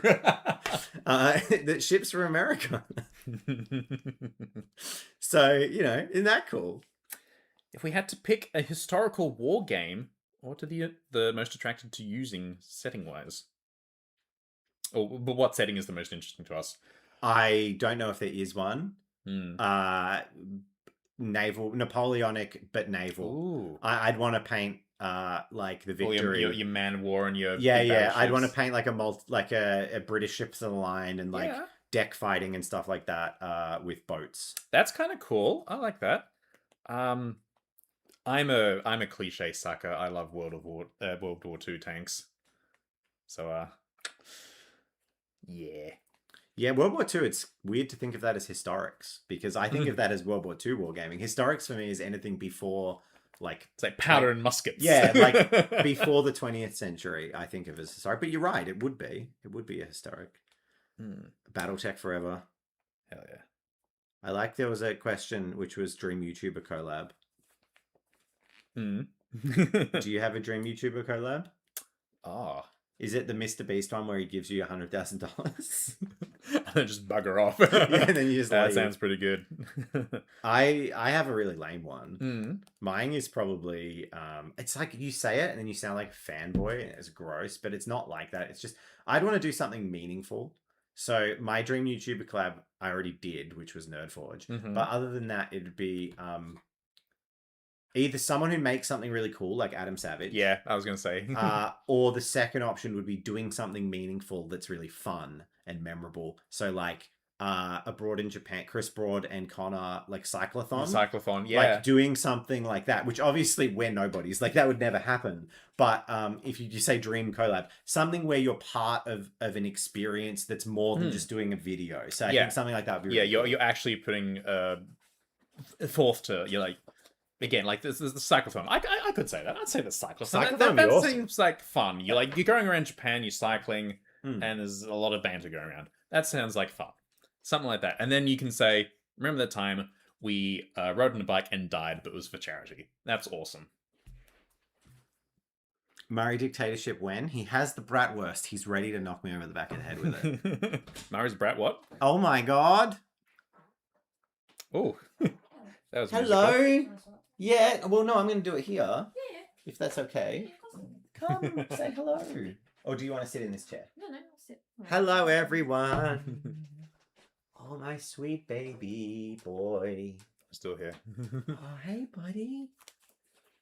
Do you need milk? Oh, someone's sleepy. Oh, you're also beautiful, and I love you. Yeah, Milk I am and a bit time? sleepy. No worries. Oh, dear. You're a minor celebrity right now, mate. Hey, people see emails. You backed. Awesome. Thanks so much. Who's that? Paints on A4 Up. Cool name. Listening, Ben also backed. Tabletop Time and Jackass collab. When? Launched me off. It's right around the corner. Sometimes working with Jazza feels like you're one step away from the Tabletop Time and Jacka. Like, because something's going to fall on you. Some massively dangerous. Did you watch the newest video? No. Oh, is that out? Yeah. Where the roof falls on him? Pretty much. It's terrifying. I was waiting for that to happen one day. You know what the auditory response was that happening? Mm. Oh. I heard that from the other room. I'm like, are you good? He's like, yeah, that's new. Hey, Murray, That's do my you biggest want to fear. slide the webcam across the computer so that you're in shot? What? Madness. Everyone wants to see a baby. 2-year-old Maybe is that. watching and just said, baby. Baby. It's so funny when you put a baby in a grown man's hands, like as a dad, and you just change into a different person. Like, I'm just like, yeah, and then it's like, oh, hey, my baby boy. How's your boo? And it's very funny. Have you guys ever looked into Conquest? Goodness, TLA. Okay, I don't know that acronym. The What? Last Airbender of Kings. Did they say something? They like the largest scale. Ah, well, we have a good question here. Any plans to add a Path to Glory or Mordheim Probably style does. rules to your system? Being able to print up models to show the advances and gear changes. I think that physically changing the models from our position at this stage is something we can't promise. I think that sounds pretty hard, but we have made them multi-part for that purpose, so you can pick different upgrades. We definitely want to have campaign rules. We definitely want to have out-of-action tables, and like the Mordheim Necromunda style of being able to do that is a goal for me, because I really want that to be something you can do for your tanks. I would love to make for your vehicles like purchasable add-on equipment, like, you know, shirts and like the screening for shells that you can literally print and glue onto your vehicle and buy through the campaign. So you don't just upgrade your people, you upgrade your tanks as well. Yeah, that's cool. Get like loadouts and stuff. Will there be more StarCraft videos? Who knows? Maybe. Could be. Tabletop Time and Adam Savage collab would be amazing. Yes, it would. I would actually squeak. Your dream YouTuber collab is collabing with us. That is so sweet. What was I going to do? I was thinking of swapping to that one Hey. with... Oh, sorry, buddy. I No, I don't know. I got him. I'm just dadding. That's how we dad, You right? got the dad tech. That's dad business. Oh, so we're 40% there. Thank you, everyone who's backed the campaign. 40%. Holy crap. Yeah, this is live now. It's just me, Jen, and Murray, and the baby. That's it. Hi, Jen, and baby. Baby. I can do the World War II tank army in the week. The files are free. Oh, because they're all green and black. You're not wrong. So much baby. Oh my god, I have to keep scrolling. Well, I mean, everyone's like baby. Who doesn't like baby? And we also have a Jen, We do. which is very exciting. You're super tired, and I you've am. got a visitor coming as well, Yeah, right? correct. I won't be here for too much longer. But yeah, so give me questions. Murray, step up. He's fighting for his life with that mouse. Look, people without kids just don't get it. I did this to myself. We did this to ourselves. Murray doesn't have to pick up for our amazing life choices to make this amazing little guy. Hey, buddy. Hello. You looking at Dad? That's a new thing. See you $2. People who have kids will know, but they go through different developmental stages, and he's just now starting to like look at you. Because the first month they're just like, ah. Sometimes their eyes even just go cross-eyed when they're tired. What is it, like? You're like a shadow or a silhouette at best. Yeah, they basically see like a Game Boy camera. Jen, what are your thoughts on the Kickstarter? Any fears or excitements you have? It's hard to say because I had a baby Yeah. before it started. Sabotaged your experience. Yeah, so that was my biggest fear, was the fact that he came early. Your experience has probably been like going into a movie theater and coming out and like days have passed. You're like, what's happened? Yeah, basically, yeah. I actually didn't even realize this was happening this weekend. A week ago, I was like, oh yeah, that's right, that's the thing. No, I hope it does well. Obviously it was something that I wanted to be a part of, and I have been. So I'm really happy. I'm glad it's going well because we put a lot of work and effort into it, everyone. So. And you'll be in a battle report next week, and yes, maybe a cosplay video that we've mostly filmed where Jen made part of a cosplay for the sisters. Again. Was meant to finish on the week. Yeah, it all fell apart. We'll do our best. Yeah, well, we can make it work. Yeah, everything was lined up. Like, cool, nothing can go wrong. And then everything went wrong suddenly. and then harrowed. The one thing that we were harrowed. Hey, thank you very much, and hello to France. To France, hello. It's a place. I wonder what that is. If it changes anything. It's just live chat instead of top chat. So, yeah, place I'd love to go. I've never been to any Europe outside of when Nerdforge flew us to Norway. So Norway is the only part of Europe we've been to. Yeah, I've been to Paris once. Very fun to walk around. Also, the food is, awesome. Beef eating. Yeah, like, quick, boulangerie, go, go, go. Are we excited for Warhammer 11th edition? I am interested to see what they do and how it goes. Like, I'm sort of making my way through the rulebook at the moment. I've read the basics. It's interesting. I like some of the changes they've done. I'm sort of let the meal cook properly, and then I'll partake and see what it's like. Plus, you need to play a couple of games, but we'll see. Dave and I are both from an era where we enjoyed it was more like a role play game almost. It was like, here's your army, send it forth. There's some strategy, but you basically roll the dice and see what your little men are capable of achieving. Does the little bowman take down the dragon, sort of things? Yeah, it's a lot more. It's more of a vying for a competitive gaming space now. Yeah, I'm not really interested in getting involved in the modern Warhammer ecosystem, but I still want to buy and paint the models. So I think that's I would say I'm not a gamer, and I'm a dad now. Like, I don't have time to keep up with it. I don't like the 3-year cycle. It's too fast. But broadly, I'm excited because it looks like it's an improvement on 10th. But 10th, with respect, is in a position where it's some of the worst Warhammer I've ever seen. Maybe slightly better than 9th. But for me... Yeah, I didn't like 9th. Like, 8th edition was briefly good with indexes. Was it 7th when they did the big refresh? Oh my goodness. I think it was 8th. I think it was 8th. Either way, but I also really liked, like, 3rd, 4th, 5th, and 6th. And then D weapons and gargantuan creatures got out of control. And then you just start to sound like you're old.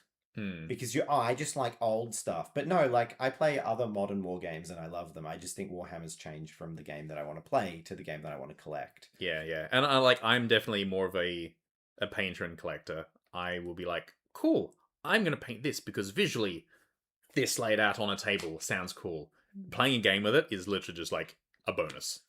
I would love to go to Scotland still, and if we do, I shall. That would be very cool. I don't know if it's realistic at any point because going to the UK from Australia is one of the most difficult places to travel in the world. Mm. It's like so expensive to fly there. It's like 24 hours of It's travel. long, Yeah, it's a lot. And we now have a baby. But maybe one day, hopefully. Dave and Murray look like if Chris Pratt split into two people. Wow. That's novel. Yeah. And you could have picked a far Heck worse yeah. example of someone Yes, split. So that is definitely flattering. favorite battle mech from BattleTech? Ooh, You know mine. yeah. Mine's the Masakari / the Warhawk. Mine's the Assassin light mech, just because that was so much fun to run around in. I play MechWarrior 5 He's so often. drunk. I can't even say frequently, but like His eyes have rolled back I like in his trying head. new mechs, and I just sort Oh, of fall in funny. love with something new every time. I But yeah, Assassin's fun. You scratched. I had to reverse Oh no, his he's, hand. Oh, no. he's got it. Look at his eye, Murray. He needs to be exercised. He's only showing the whites of his eyes. Harry Potter, the boy who vommed. Oh yeah, he'll probably chuck in a minute. Welcome. Too burpy. Some guy called Gareth says, it's a baby. Congrats, guys. Hey! Thank Hey, you. Gareth. This is our baby boy. He's very great and we love him. He looks a bit like a doll at the moment. He's because he's a bit milk drunk. Well, be happy, Orcs to best. 11th does look better than 10th, so I think it's all moving in a positive direction. Yeah, the start of each edition carries some promise for something that we didn't like about the last one. Like War gear prices are back. What's Yeah. old is new again. Yeah. Yeah, going from 9th to 10th, I hated, like, 9th was like command points and stratagems and stuff. But then by the end of it, if you weren't recycling 20 plus command points, you were playing the game wrong. And I hated that. And then 10th's like, you have like maybe 3 to 7 command points now. Isn't that more exciting? Like, yes, that makes a difference. And then, but then the rest of the game got a lot more dumbed down. Yes, hello Netherlands. I would love to go to the Netherlands as well. I also have ancestry. I'm Dutch, English, Scottish by descent, so it'd be very cool to go to Holland. We still have like relatives in Holland, but I've never been. Hello, Mr. Nutman. What do we play outside of instead of Warhammer? Even look, we're all unfortunately approaching middle-aged men, so with Me. a lot of our friendship group either has families or commitments, which means the list isn't this long. This list isn't a long list. You know, for some like people who've got more free time, younger people, the list is long. For us right now, it's Drop Fleet Commander is the game we've been playing the most. Because we really don't have time in our friend circle to play like multiple games. And we do play a lot of board games, I find. We play more board games than... Because it's something you can play in an hour in between babies getting fed and all that. It doesn't require a box each to pull out of the car. We're unconscious. Oh, And yes, it is a freaking cute baby. We made a very cute baby. Oh no, he scratched himself again. I just saw yes, that. I told you, yeah. Because I had his hand. Look at my son. That was a look. The one I opened. Oh, well, he's milk drunk. But he does also... Hello. A Needs the burp. burpee. If it doesn't burp in your hood, that's... Ah, he can vomit on me. That's it. What are dads for? Love for urban mechs. Hell yeah, urban mechs He's are so fun. unconscious. Also, so bright. He knows he's cute. Thanks, Phil. He does. Oh, he absolutely does. Are we allowed to know your baby's name? We're not sharing Bub's name publicly, just because that's his choice, we think. And it makes it easy for people to search up and blah, blah, blah. So, for now, Jazz has set the standard on that, and I think it's sensible. It's the same as what we'll make it. We'll have a bunch of new conversations once he's a toddler about whether we're even going to show him on the internet. Because right now we don't care, because you can't see a 3-year-old and go, that baby photo. Whereas you can see him as a baby, he'll look completely different in 6 months and unrecognizable. So we're not too worried. His big fluffy hair. It's a calic. It's, Please don't be live tomorrow. I have a Warhammer game. Don't worry, we won't be live. We rarely stream. We might stream more in the future, but I don't know. Does the little one already have a pile of shame? Ooh. No, they clean it up. We haven't. We have to buy him a box of magic cards and something. And yeah, maybe we should get him an 11th edition box and just put it in the cupboard. You put him in the box. Yeah, but when he grows up, it's like that's the Warhammer edition that came out Ah. when you were a baby. That's cute. Yeah, that's something I wanted to do was buy a collector's booster box of whatever set came out when he was born. But the next set to come out is Marvel, and I was like, what's the one after that? And that one after that's Hobbit. So I was like, he totally was born in August. He already has a mullet. Nice. Yeah, Yeah. boy. Yeah, that's my boy. Golden Dragon asks, what board games do we play, and how many of them are made by Stonemaier? Well, last night we went fishing and had beers together, which means we played Finspan and drank beer. That's a funny little game. What else do we play? Yeah. We end up playing Codenames. Yeah, Codenames is a good one. I like Codenames. Yeah. Otherwise, there's Clank. Mhm. We Clank is pulled that one out recently. He's so floppy. Wavelength. That's another one. Yeah, we did play Clank, didn't we? There's the Mistborn board game. The deck building. Yeah. There's definitely... It's a pretty broad spectrum of games that we play. Yeah, a lot of people we know enjoy board games. Should we? I know. Please don't kick your body back right now, buddy. Would you like? You could request me to do that, but We're Oh my almost gosh. 40%. Almost 49 backers, amazing. Or basically 4,000 out of 10. 49 backers, 40% of the way there. If we can get it backed in 24 hours, that'd be pretty good. Yeah, Last campaign, I think. I mean- we managed to get funded in 24 hours on the Kindred. yeah. I mean, this is 40% in. An hour, 2 hours, 2 hours. basically. Yeah. That's Which is fantastic. pretty good. Thank you everyone for the support. Thank you. This see you, is- Spencer. Thanks. No for matter putting how that. anything bad happens, I've got this. Good luck on the campaign. Even if his hands smell like cheese. Don't at him about his cheese hands. That was a sign we needed to give him a bath, the cheese hands, alright? Cheese hands. Your pile of shame is so big you have almost 3,000 points of orcs unpainted. Oh, That happens. he technically has a Titan, I guess, depending on how you look at it. 'Cause, I mean, Are you giving him my Titan? No, well, that should have been the caveat, shouldn't it? That if I don't finish You it in finish it time. with his. That's why he came early. He wanted the Titan. Wings. This is the like planting a tree when your like I'll tell child you is off the born or stream. whatever. It's It's like Titan related, but I'll tell you after the Oh, stream. okay. it's like this Titan was built when you were. We haven't seen any movies lately because... Murray, have you seen the Backrooms movie? It's got a movie.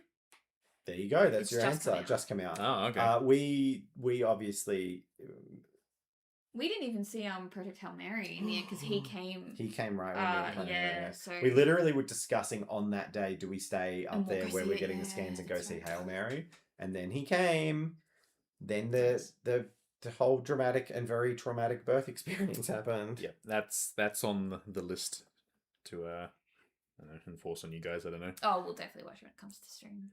Yeah, well, it's technically on stream, but it's on Amazon. You have to Oh, I buy have it. to buy it. Yeah. Yes, look at his little boy. Streaming services have regressed to the convenience to being more annoying than what they replaced. Yeah, we're watching Battlestar Galactica on DVD, and it's choice. It's so good. With the menus and everything. DVD it's so menus. good. Amazing. Yeah. Hell yeah. They're so cutting edge because it's like not that long into DVD because it's like 2003 or something. That the season 2 DVD menu, when you go to episode selection, it plays a video rotating through a like 5-second snippet of each of the 4 episodes on the disc, Mm-hmm. but you can't use arrows or navigate. You have to wait. So if you put the disc in and want to watch episode 4, Yeah. it like you go to the episode select and it will play this like video of it saying episode 1 for 5 seconds, episode 2 for 5, and then you have to wait the 15 seconds to get to Oh. episode 4, and then you hit go. It's Oh, dear. awesome. It's so bad. Still awake on the East Coast. Yeah, the law library was awesome. And I'm sad Squarespace didn't give us more money and we didn't keep the thing open. I don't know if that's even saved anywhere. So I was a Ah. bit gutted about the law library shutting because we kind of missed it turning off, and then it was kind of like an oh shit moment, and then it was like, well, it's gone now. Oh. Mm. RIP. DVD. Because here's a fun thing with sponsors like that. Mm. I hate it. they give you money, but they also make you pay for a subscription to use the service that you're demoing. But just like everyone else, that subscription is like locked in. Yeah. So you have to cancel the subscription. It's just so ridiculous. They don't just give you like a code to use it for 3 or 6 months or whatever. It's awkward because like, yeah, Squarespace is a good platform and a good program, and I've made websites with Squarespace before, but when you get a YouTuber getting a sponsor for something like that, like I don't currently need to make a web page. If I did, I would recommend Squarespace. Yeah. It's like a channel that makes videos on YouTube, not having YouTube Premium. Yes. It's just kind of crazy. You're like sitting there trying to like, you know, go over your video just make sure it's ready to release or whatever, and then like, it plays an ad, and you're like why? Yeah, DVD menus are fun. Tristram says we just brought our girl home from the hospital. Bless. Aw, the most scariest card you'll ever do. I'll say something really interesting about becoming a dad is you instantly just feel like bonded to all other parents in a way that you've never understood before. Like this, fellow trauma haver. Seriously, like I feel instantly like I have infinitely more in common with like examples at the hobby shop. We have a range of clients, and just instantly the dads in the come I relate to a million times more, even though I just have a newborn. It's like everything makes sense with the dads, and then the young guys who don't have kids, you kind of just like, who are you? What are you talking about? A life and hobbies and going and playing war games? Like, no. Let's talk about getting vomited on. Young guys. Yeah, well, Murray, you are young one, handsome buck. What's Battlestar about? Battlestar Galactica is arguably the best science fiction TV It's show great. ever made, and just watch it. Yeah, it's really good. I guess what is it about? The last survivors of humanity trying to escape robots that are trying to kill them, and you have to watch it with the context that it was basically the sci-fi show that revolutionized how sci-fi shows were made. So it's like the first non-episodic sci-fi show, really. I mean, Babylon 5 kind of did a bit, Voyager did a bit, Deep Space Nine did it a little bit, but little bit. Battlestar was revolutionary. So good. A lot of the graphics and stuff will still hold up as well. Your 5th is coming in September. Tell me, what was the hardest number of babies? 1, 2, 3, 4, or 5? Yeah.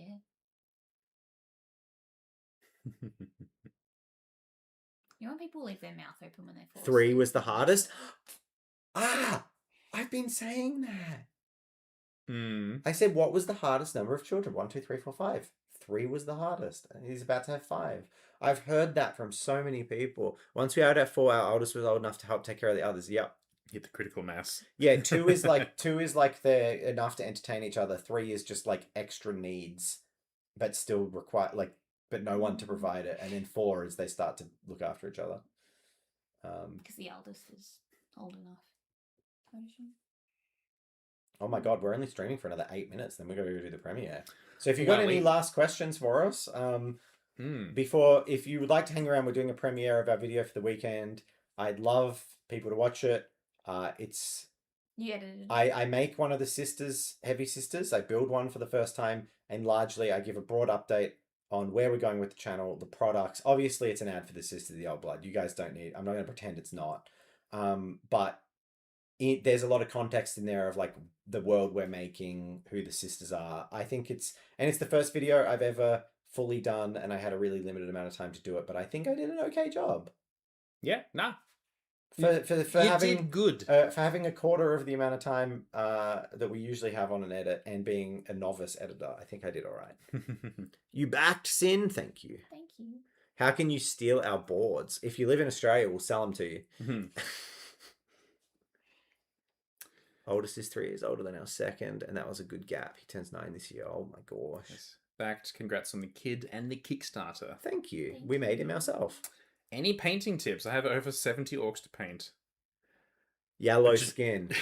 Tips on painting Mix 70. yellow in with the green to get the best orc skin tone imaginable. Yep. And then use some like crimson washes carefully applied in areas to give a bit of warmth to the tones and a bit of that pinkiness in the lips and stuff. Yeah, and like stippling their metal gives that really nice worn look where you don't have to spend too much time on it. That saves a lot of time. Corvin Path, seriously, send an email to production at its tabletop time. Let us know what you want to buy. We'll work it out. How do you make movable river terrain? Movable. I guess modular pieces that you can place on the board. Yeah. Uh, yeah, a strong foundation. Like if you want to do like resin and stuff, make sure that it's on like MDF or plywood or something, so you don't have to deal with leaks or something. Haha. There was a thing. Did I enjoy editing?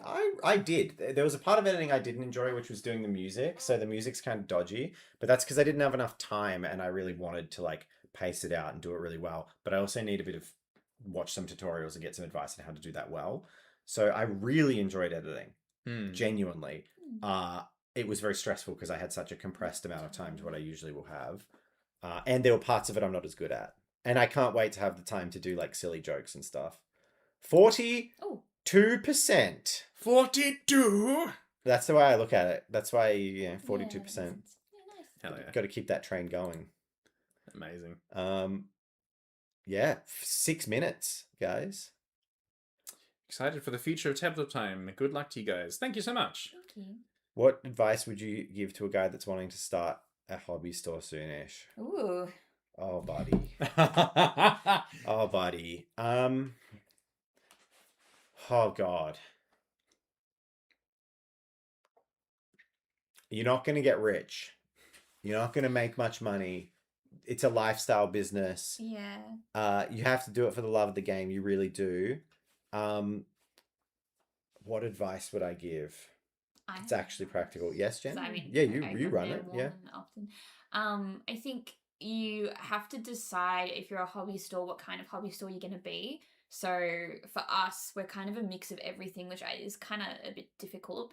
But you're either can be like a dedicated hobby store, or you could be a game store. But find the thing that you enjoy talking about a lot, because that's the biggest thing you'll be doing, is literally talking about the same thing over and over again to people, which is a lot of fun if you enjoy doing it. It's like when people come in about painting, I can talk about painting for forever. But if someone wants to come in and talk about die-cast models, I'm a bit lost because it's not something I'm particularly interested in or have a lot of knowledge on. And then the last thing I'll also say is, depending on how you are financially, just be really considerate on how much you put into it. We started really bare bones, and it was the best thing we ever did. Yeah, I think a lot of fancy fit out and stuff doesn't matter that much as long as you've got the product. People will come. Nerds are pretty chill. Like, I'm a nerd, by the way. I say that inclusively. Like, gamers and stuff are pretty good. As long as you keep a tidy space, they usually don't mind. Like, how's the thing? Is it on a trestle table or an expensive table? Like, as long as it looks nice, neat, and is clean, you're fine. You don't need to spend $100,000 refitting a shop. Spend it later. Yeah, spend it later. It's crazy to do that. Thank you for backing. We appreciate it. But yeah, definitely be willing to do stuff you're not interested in. Yeah. Like the store, if it's going to be successful, will tell you what's successful. I never thought when I opened a hobby store selling model kits and Warhammer that my primary form of income would be Magic the Gathering. It is. Conveniently, I enjoy Magic the Gathering. But yeah, it's definitely, that was a surprise. I was like, oh, I'll be selling like Airfix kits and custom train stuff, and none of that sells. Like, people buy Warhammer and they buy Magic. Yeah, pretty much. I think that helps. What people do you have in Australia? My game store has people with pus-filled bandages walking around. Not that. Our community is really good. That's absolutely disgusting. Nice. Recommendations for paint consistency. I find it really difficult to struggle with. That's the thing. A lot of people say you need to thin your paint to the consistency of milk or something. I don't. I will. That's the thing. It is different for every pigment. There's no universal, this amount of thinning down will work for red, blue, and yellow. No, they'll all be different. Basically, you just need to go off gut feel. It's also different for different brands. Basically, it is a gut feel, but also a tactile feel. You add some water, move it around on the palette or whatever, and either you're like, it's a bit thick, it's a bit goopy. I'll add a little bit more water. That's fine. And then you're like, oh, that was too much water. It is now a wash. So it's a bit of just experimenting. Honestly, sometimes I just wet the brush and use the paint straight out of the pot, like with no dilution or anything. So it's a combination of personal taste. Like some painters like really thin paints because it helps them blend better or whatever. Sometimes it's just not necessary. Go to any old art gallery to masters, and they're just like slapping paint straight on the canvas, and it's like thick and just there. So find whatever style suits you. So we're going to be doing YouTube Premiere in a minute. Oh my gosh! Thanks everyone who's been with us. I'm not sure if we stay live and do it live. I don't know. That might be confusing. We'll find out together. We'll find out together. The quick fire is nights when they release a cool night. We'll do a cool night video probably, but they're high effort. They take a lot of time to do, so they are hard to fit in the schedule.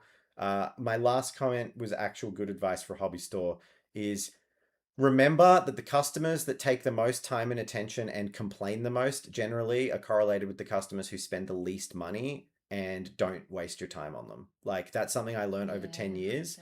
There are people you can never please, and you will bend over backwards writing custom narrative campaign tournaments or whatever, and they'll still complain. And they also will be the people who spend the least money supporting the shop and will complain about spending $5 to pay for like a tournament or table hire or something. But look after the customers who support the store, and they like really look after them because they're the ones who are keeping you open, and they're the people who are supporting you. And often the ones who are the really negative influences, they will drop you in a heartbeat. Like they'll just go play somewhere else and they'll take advantage of it. And yeah, it's just don't waste your time on them. 100% agree with you. I also think that the people who are more quiet, as soon as you ask the question, what army are you collecting? It opens an entire conversation. And then they end up spending more money because they're like engaged and interested. So yeah, 100% what Dave said. I agree. I don't know how this Premiere thing works. At Ferrero, we're home to some of the world's most loved brands. We began as a small family pastry shop in Alba, Italy. Our passion for quality ingredients and owning moments of joy continues to inspire us. Ferrero, quality at heart.